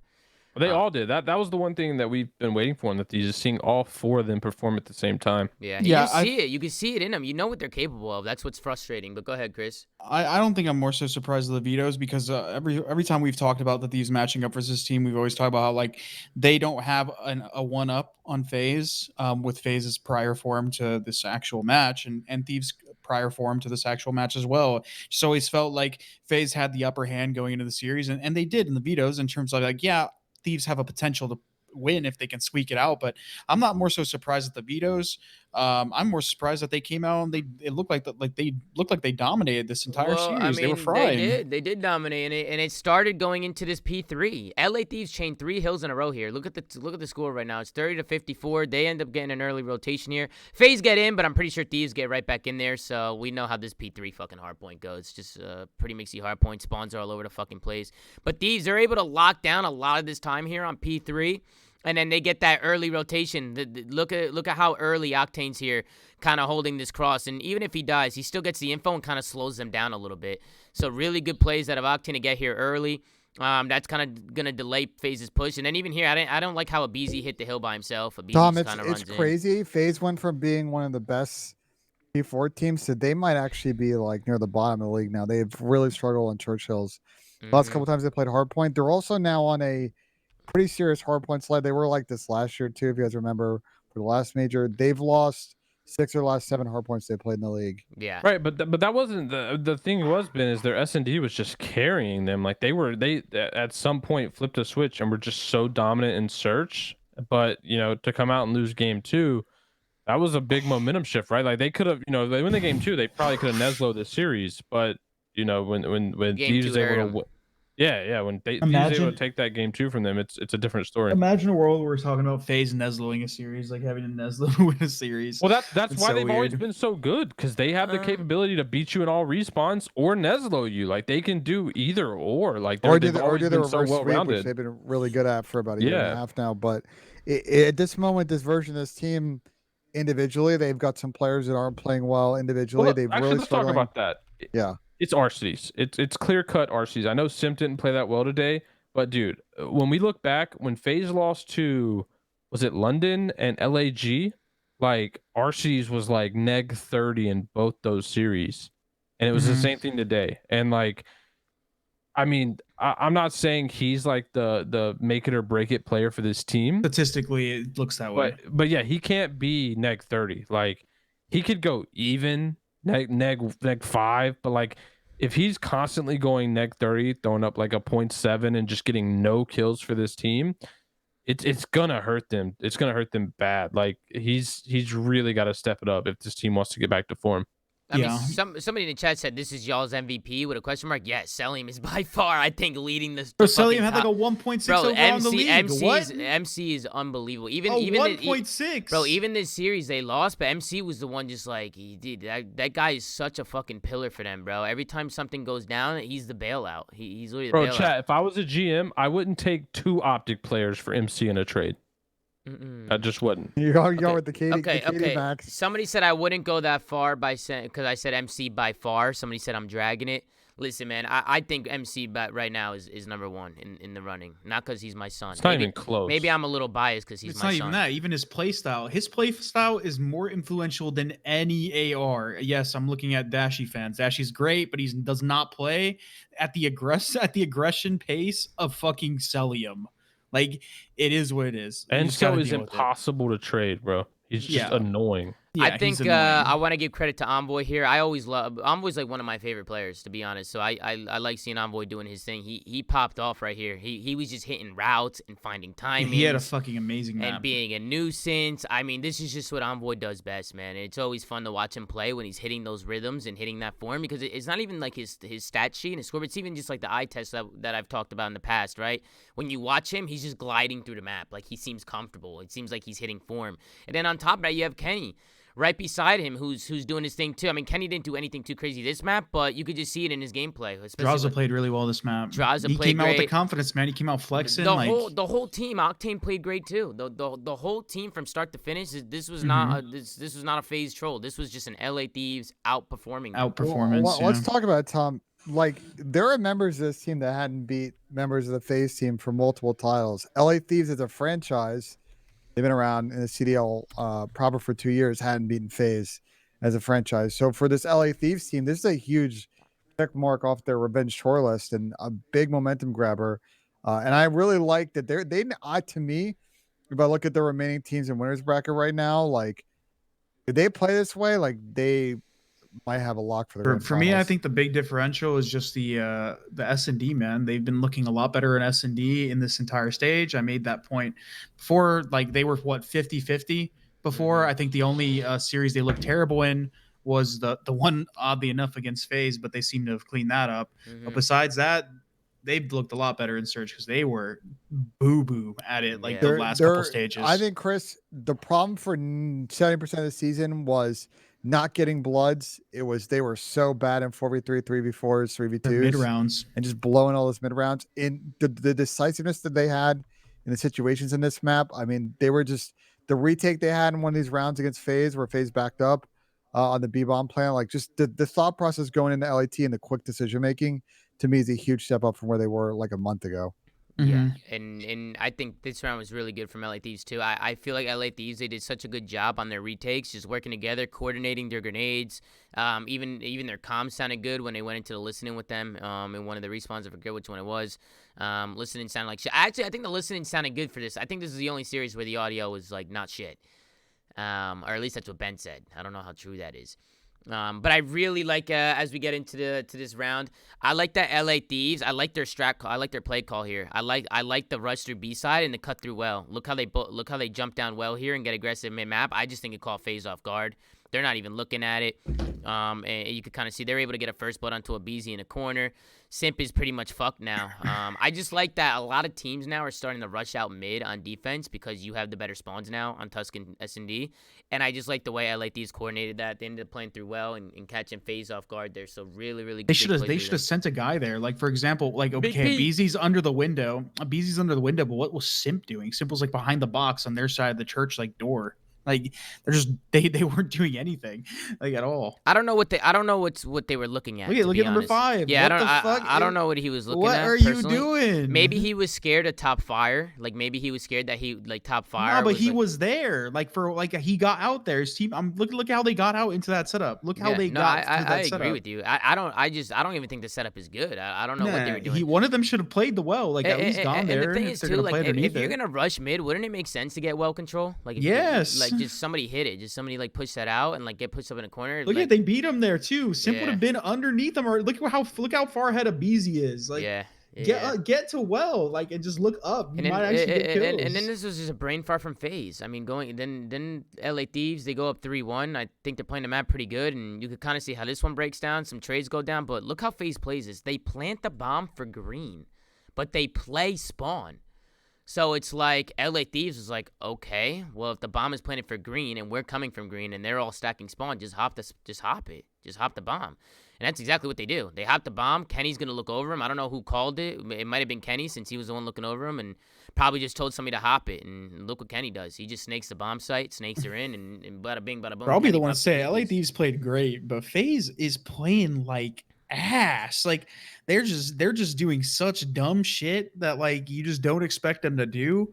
And it's not because I'm not sitting here rioting FaZe or anything. It's just something you don't expect. I'd say the same thing out of any of the top teams. Like, what the fuck are you, like? What are you doing? Yeah, but I think at the same time, it's surprising, Tom, because they've been the best S&D team I think so far through this major. And I agree with you. The decision making, especially in this map, was extremely poor. Both offense, which they've struggled all year on offense on Tusk control, and just some of the defense decision making. Yeah. Oh, Sam made the play call, by the way. Octane made the play call to hop the bomb because he just put in the chat, which makes sense because even in the listening, Octane was taking lead in the listening. He was doing a really good job. I feel like in the LA Thieves listening, you always hear Octane a lot, just kind of controlling the pace of the game and making good calls. So good calls, Sam. I see you in the chat. Good calls, man. And GG's today, bro. You took us down today, Sam. You took us down today. And you guys came out and you look good as fuck, man. You guys looked incredible, bro. All hats off to you guys, man. Respect. I'm gonna say it. I'm kind of glad that FaZe lost this series. And the reason is, one, I think it's a good wake-up call for them, but two, I think it makes this tournament so much more interesting now. with like I'll FaZe disagree being with out the of the wake winner up call, bracket. Pat, because they've had numerous wake up They've calls. they've never been in losers though. They've never started in losers. Like you could say them getting to finals is a wake up call and losing, but like that to me is like a very minor wake up call. I think, you know, getting knocked down to losers right away, having to make a loser run, building that momentum, getting more reps. Who do they play? Paris to start, and then it kind of it'll vary from there. But my main point is I think it makes this tournament a lot more interesting now, right? Like when you look at the loser bracket, we have Seattle down there, Optic down there, FaZe down there, a bunch of other good teams, which creates a weird scenario where like a team that there's going to be some good matches for a shit placing. Yeah, and there's going to be some. That's what's going to be fun. Yeah. And now the winner bracket we're going to see is going to be something we haven't seen all year, right? Like we've never seen this winner bracket before. So yeah, I think this tournament is going to be a lot more interesting now that these kind of results played out. No, I mean, dude, this day one today was so fun, bro. These were so entertaining matches, man. The whole day. I mean, chat, have you guys been entertained? Because I've been entertained. This shit has been fucking incredible. Most entertaining stuff Thursday matches. Yeah, that or Thursday. Did I say Friday? I thought it was Friday for some reason. I made the same mistake earlier on in the segment. Don't worry. It's been a long day. I've been live for 11 hours, by the way. I've been going strong for 11. There's a question. I'm starting to lose it. There's a question I just want to address in chat, like talking about like, oh, when is FaZe ever going to make a roster change or stuff like that? I'm going to go ahead and say that at least among the top echelon of teams, like even Optic, if Optic were to come out and place like in the top 6, like for the rest of this year, if FaZe go on to continue to not win a tournament, I highly doubt teams make drastic changes along the top end going into next year because bro, we can't be the only ones that see this game is fucking bullshit. Like, bro, some of these teams put together all these superstar rosters, and I think, wow, in Cold War, this actually would have been a good-ass team. And in this game, it's just like, wow, they're playing 50-50. 100%. I mean, I'm looking at this LA Thieves team, and I think they'll be way better at Cold War. Way better. Just in general, like a lot of these teams, I'm like, bro, like because you can actually think and make good plays. Yeah, exactly. Like the good smart players can't be good smart players. I gotta be honest. I gotta admit something. Like I was, and I've been on this show, like this lazy take about its Vanguard, bro. I don't know if you guys have seen like the pick'ems for Breaking Point. Normally, Underdog is getting smoked, dude. Underdog is beating like more than half of the people in the pick'em. And it's the worst competitive Call of Duty of all time. It's actually the most. I've never seen anything like it. It's not a lazy take, bro. It's the worst I was saying competitive Call of Duty ever. I was saying period. that I was personally. I was saying it was a lazy take, but I think I was wrong with that. I think it's pure facts. You can say what you want about me, but I'm very realistic when it comes to just the game as like in a knowledgeable sense. Like my takes and stuff like that obviously sometimes are exaggerated, but when it comes to the game, bro, I see this shit a mile away. I literally retired because I literally was playing the game and I'm like, what is this? What am I fucking playing? Like I couldn't take the stress. It was terrible. I watch it every day. I literally make comments about it every day on stream, like where I see the most fugazi spawns that sometimes people don't even realize because they're not impactful. But like, bro, people are chasing ghosts around the map and those little timings really affect everything. It's terrible. Yeah, and I just want to close out this map. Just look at the difference, right? With LA Thieves, Chris, we were talking about it. With FaZe and their defense is something they should have done. Look what Thieves is doing. They hit middle, they get well control, they get P5 control. And now look at FaZe. Look at the map control. Look at where FaZe is at. They're pinned. They're absolutely pinned. They can't go anywhere. It's important, man, that you get aggressive especially if you have the better side, like on defense. Get aggressive, get the map control, and it should be a lot easier. It should be the map should feel easier. You just have to play proactive, man. Like you are on defense. You get like before the game was weird, where like the offensive side was better, but like a lot of these maps, their way they're designed and how defense is designed, you're gifted map control because you spawn on the favorable side where you should be able to get map control quicker. Use that to your advantage. Stop sitting in your spawn. Yeah, especially a team like FaZe. I do gotta say something. Enable did say, and I quote, "I will suck my own schmeat if LA Thieves win this series." Did he actually? That's the second time he said he sucked his own schmeat. Well, the reason why he said it is because last time he said it, they won or something happened. So he said it again today, and LA Thieves came out and got the victory. No, he said, when was it that he said that? He said it on stream. He said He said it was like a few weeks ago where he said it, and then he said it again today. The LA Thieves ended up coming out fucking shitting. I was like, dude, what the? Then Ian goes. He goes, man, if I win the lottery, I'll suck my own schmeat. I remember now. I remember. Yeah, chat reminded me. LAG winning the tournament. Yeah, that's exactly what it was. He said if LAG won the tournament, he'd suck his own schmeat. Yeah. And we used to joke about him like, yo, where's the meat sucking stream? Yeah, and then we get into the control. Don't really want to talk about the control much because it was all defensive wins. And the only reason why FaZe was able to get the overtime defense was because of kills. They tied in ticks. FaZe was outslaying them. And because FaZe was outslaying them, Simp was having himself a fantastic map. FaZe was able to get the defensive side. And listen, man, sometimes controllers can just be a little weird, especially in this game. By weird, you mean boring, but yeah. It's a fucking shit game mode. Boring, but I also just feel like it could be one-sided, especially on Tuscan S&D. And bro, they might as well just flip a coin and play round 5. Like, bro, I'm so tired of going round 5s. I hate the map. I hate the way the game mode is designed. Like, and I get a lot of it comes down to the maps, but this last round. And I'll say it again. I'm like, yeah, the team that gets defense deserves it. But like, bro, how dumb is it that one kill like can decide a whole, like, you know what I mean, a whole game mode, or even a tick? Like, and it's different in like search and destroy, because I feel like search and destroy is more balanced around the offensive defenses. But control, typically, bro, it's all defense. Like it's just so bad. By the way, this is the game right here. If Kenny wins this, or Kenny, he checks the corner. Like, he checked. Everybody's like, he didn't check it. Like, no, he checked it. But the problem is he checked low and he didn't check. He was looking down because people like to play that corner under the stairs. So it's like, I don't even look at it that much as a mistake, just kind of unlucky. But Kenny, he ends up getting, if he would have killed Simp right there and shot him in the side, they would have won this round. They would have won it here in 3-0 FaZe.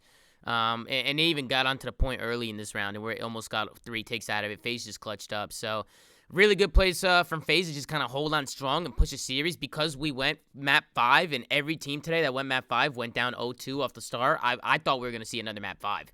Yeah. But that was not the case in this one. We could take a look at the final scoreboard, right? Simp, 37-28. Just a fantastic map out of him. MC, 31-25. Nothing new. So just good plays out of them. On the other side of LA Thieves, they were just getting outslayed a little bit. Octane was the only one trying to pull his weight, but that ultimately is what decided that overtime defense for FaZe. It was the kills. It wasn't the takes this time around. Any final thoughts, gentlemen, as we head into the map number 4, which is where LA Thieves were able to end it? Any final thoughts on the series, actually, because not much to talk about in this map either. LA Thieves, again, they came out in FaZe. They could not do anything. They couldn't do anything on this map.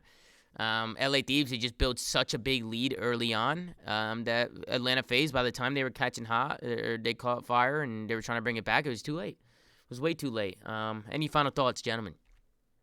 Just Thieves, I think, came out and played better COD today. I think they were just all on fire, and I think that's kind of just, again, speaks to this Thieves team. When they can all play at this level, and we don't see it often, but when we do, they're a tough team to beat. It's just a consistency thing. Like, I'm not surprised that Thieves have it in them to beat a team like FaZe. I'm more so surprised at the form that FaZe showed today. They looked very, very, very bad. Like, they were playing without their hands. This is such a big hold right here. Yeah, RC's had a rough series, but in general, they just weren't playing like FaZe, and 100 Thieves capitalized on that and played well. Now 100 or LA Thieves, they got to start playing more consistently. We've seen them make some decent runs at these majors. They've been a better team on LAN traditionally, so I'm excited to see where the rest of the tournament leads them, especially seeing the road they have ahead of them. They're going to play a tough team in what do they play? Ultra. Yeah. They're gonna play Ultra. Hey, my boys are coming serious. Oxy, I know you're in the chat. It's gonna be a tough one. But I think this is a good matchup for them in the way they've been playing, because we know they've improved in S&D, and that's a game mode that's typically usually strong for Toronto. While they've been a good hardpoint team for a while, they've been pretty good at it. So I think they have the upper edge in terms of the way they've been performing lately against Toronto. So I'm interested to see what kind of run they can put together, to be honest. Yeah, my final thoughts, man. I thought LA Thieves obviously just played better COD today and absolutely smoked them. But I think FaZe just runs around too much sometimes, man. They got to chill out. So sometimes I feel like they try and do too much. And you even heard Alex say during the listening, he was like, "Yo, like, guys, let the play come to us. Like, chill." And I had already said that before he said it in the listening. So I was just like, you know, he's feeling it in game, and I'm seeing it watching it. Where we'll be on a screen, I'll be on like a BZ screen or Sim screen, and they're just holding an L trigger, and people are about to walk in front of them, and then they'll try and like slide out in World Star, when it's like, no, just hold your lane, you know, just let the play come to you, especially when you had the advantage.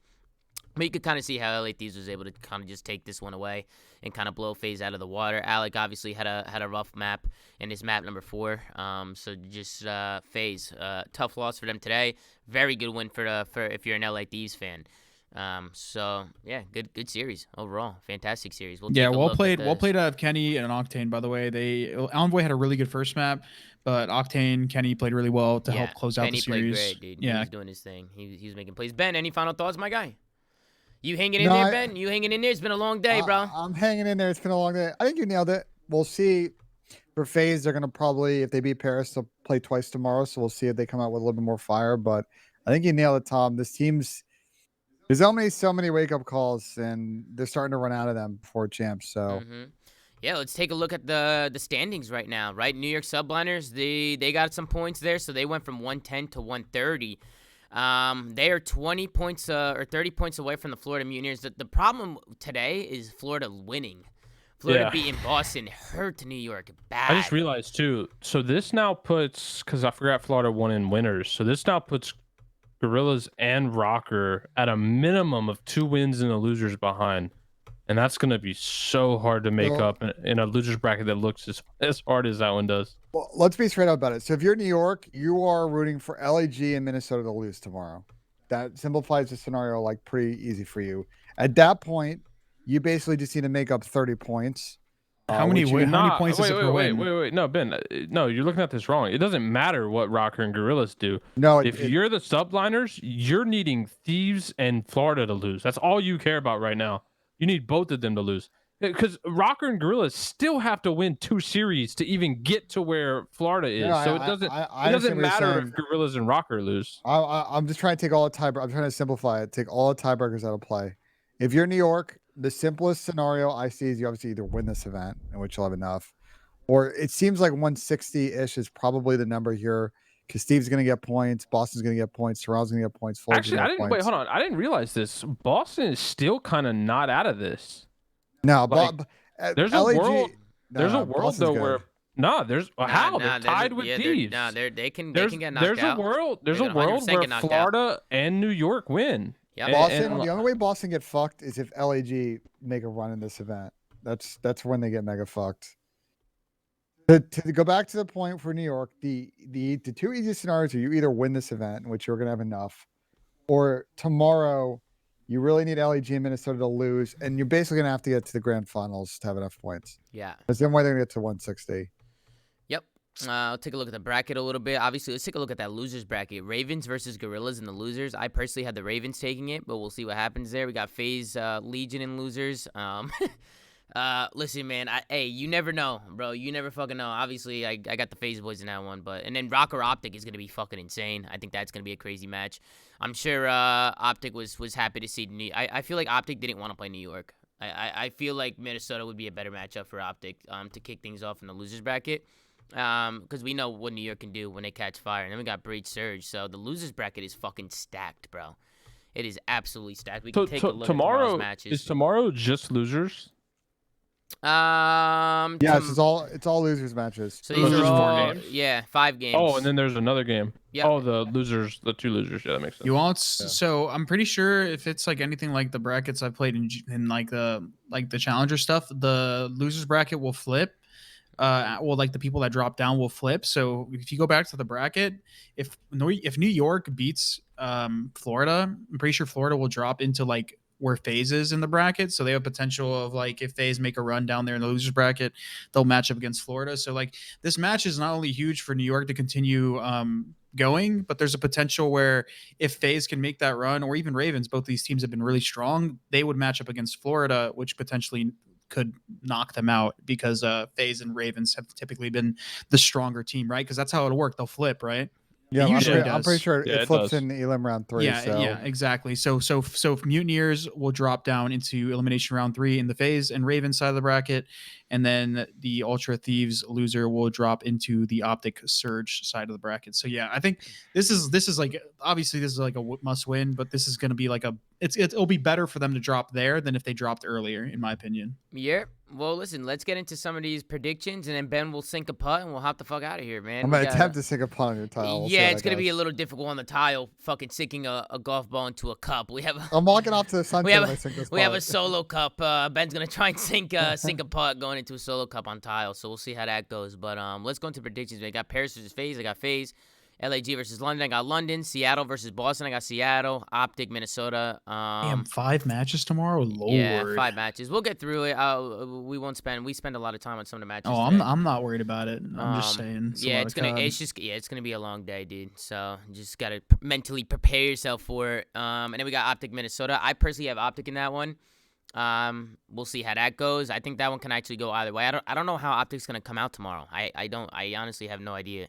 We'll see what happens, and then obviously we don't know the last match just yet. I'm guessing it's gonna be a London versus Faze. I'll choose Faze, but who the fuck knows, man? Pat, who do you got?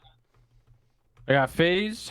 I got Ravens. I got. Ooh, this one's tough. Wait, what time does this? All right, so Surge and Breach play at 4:30. Listen, I got a primed tweet gonna go live after this series tomorrow. It's already drafted. It's a good one, guys. It's a good one. Trust me.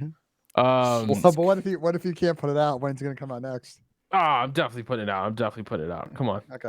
Yeah. Yeah, I'm gonna go Breach, and then I got probably Optic beating Rokkr. Yes, just those 4. Chris, who you got? I got Faze. I got Ravens. I got shit. Boston is not a good. Well, if Surge plays good, Boston is not going to have a good matchup versus Surge at all. Yeah, I think Surge wins. No. What do you mean? It's actually a great because Surge auto vetoes. Yeah, I mean it's good if you're thinking like, oh, play sub maps. Yeah, it means they won't be on Gav finally. But also that was like Surge's bread and butters on land. Granted, we don't know if they're going to play to that form again. Chris, I tried to tell you. It is what it is. Shit was a blip on the radar, baby. Yeah, so I'm gonna go with Surge. I'm not done with the major 3 champs yet. And then we got who else? We got Optic beating the Rokkr, and then for the last match, if I got my team or the people winning, I got Faze beating London. Okay, and Ben, who do you got? I got Faze beating Paris. Send those guys to the golf course or beach or whatever. Damn. Cancun. But obviously, it'd be insane if Paris won that series to walk off to the sunset. I'm gonna go. Listen, I'm getting smoked in Breaking Point right now, so I gotta kind of mix up these predictions. I mean, today fucked us. Today I got fucked today, but yeah, I got fucked. So as much as I like the London boys, I think LAG is gonna come out and upset. Their hopes for making champs are on the line. I think they need this a little bit more. London's locked in the champs. Boston, Seattle. I'm really trying to convince myself to pick Seattle, but I can't at the moment. Really? So I'm gonna say Boston. Okay. And then again, because I'm getting smoked in Breaking Point, we're just gonna say that Minnesota wins. Fuck it, why not? Yeah, I'm getting smoked in Breaking Point predictions as well. Yeah, we gotta mix it up. We gotta mix it up, Tom. I gotta try and It's weird because I called Rokkr to win on the flank, but for Breaking Point, I switched it up and went with New York for some reason. So I got a freebie there. I got a little bit of a freebie point, but that's gonna do it for predictions. Ben, why don't you sync us out with a putt right now to channel point predictions? Well, if I nail this, I don't know. Listen, there's a lot of people saying no right now, Ben. There's a lot of people, so you could do this, Ben. You could fucking do this, brother. Here comes Ben Genesim flying around the corner here. He is staying at my house here in Jersey for a couple days. He'll be here tomorrow as well, and then I think he's going to dip out Saturday. But you guys can see the orange solo cup right there. Ben is going to try and sink this fucking putt, and we'll see how this one goes. Pat, Chris, how do you think this one's going to go out here? Bro, is he in that tile? He's chalked. Oh, man, he doesn't have his slippers on. He doesn't have his fucking He's going wide slippers on. left. He's going left. He's going left. Oh, he goes wide right just by us. Half an Bro, inch. it literally went through the tile crack. Like, it literally was just like a lane. He overcorrected. Hey, Ben, get one more try, bro. Come on, Ben. You got this shit, bro. Come on, bro. He's not hitting this on tile, bro. He's got this, bro. He's got this right here. Bro, Tommy, I think you got a better shot on him than tile. You want to hit a putt? You want to hit a putt? Yeah, you got it. You got to hit a putt next. Oh! Ben Genesim sinks it. The only problem with me, Chris, is I'm a lefty.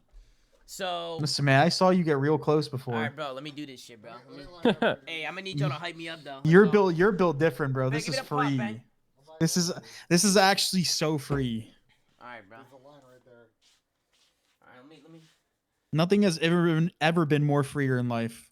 Yo, my floor is tilted. Yeah, that's what I was saying to you earlier. Yo, what the? I was saying it was tilted. Let me see here. Get some practice swings. Yeah. Oh, that's way too hard. Too hard? You How's must be that? accelerating. How's that? All right, ready? Oh, Man, hey, this tile is some bullshit, bro. It What goes to the fuck? crack. Yo, you put the cup. You put the cup at the end of the crack. Hey, It's like the rails. hey. It's like the bowling rails. Hey, I'm getting hoed, bro. What the? If you put the cup at the end of that crack, bro, it 100% hits. Yeah, I'm telling nah, you. the crack fucked me right The crack there, is man. like it's like the rails at a bowling alley, dude. Hey, but Ben Genesine was able to sink one for y'all. So, hey, good job, Ben. You hit the second one. You missed like 4 in a row before. That's actually really hard. Bro, I'm telling you, you weren't listening to me when I said your floor was tilted. You were, you know. Nah, I was just busting your balls, bro. I was just busting your fucking balls a little bit. But listen, man, that's gonna do it for us today, man. Long fucking day and a long show, man. We were going at it for a while now, man. So make sure to like, comment, subscribe. Yeah, long as motherfucking day. But make sure to like, comment, subscribe. If you're watching on YouTube, go to anchor.fm/theflank to check out all the audio sites that we're on. And go follow at The Flank on Twitter, man. Gersh, the Pope, right? The guy who made the prayer today. Doing a fantastic job running social. So make sure to go show him some love. And as always, guys, thank you guys so much for watching. We'll be back tomorrow with another episode of The Flank, man. Take care. Brush your hair. How you doing? Every day.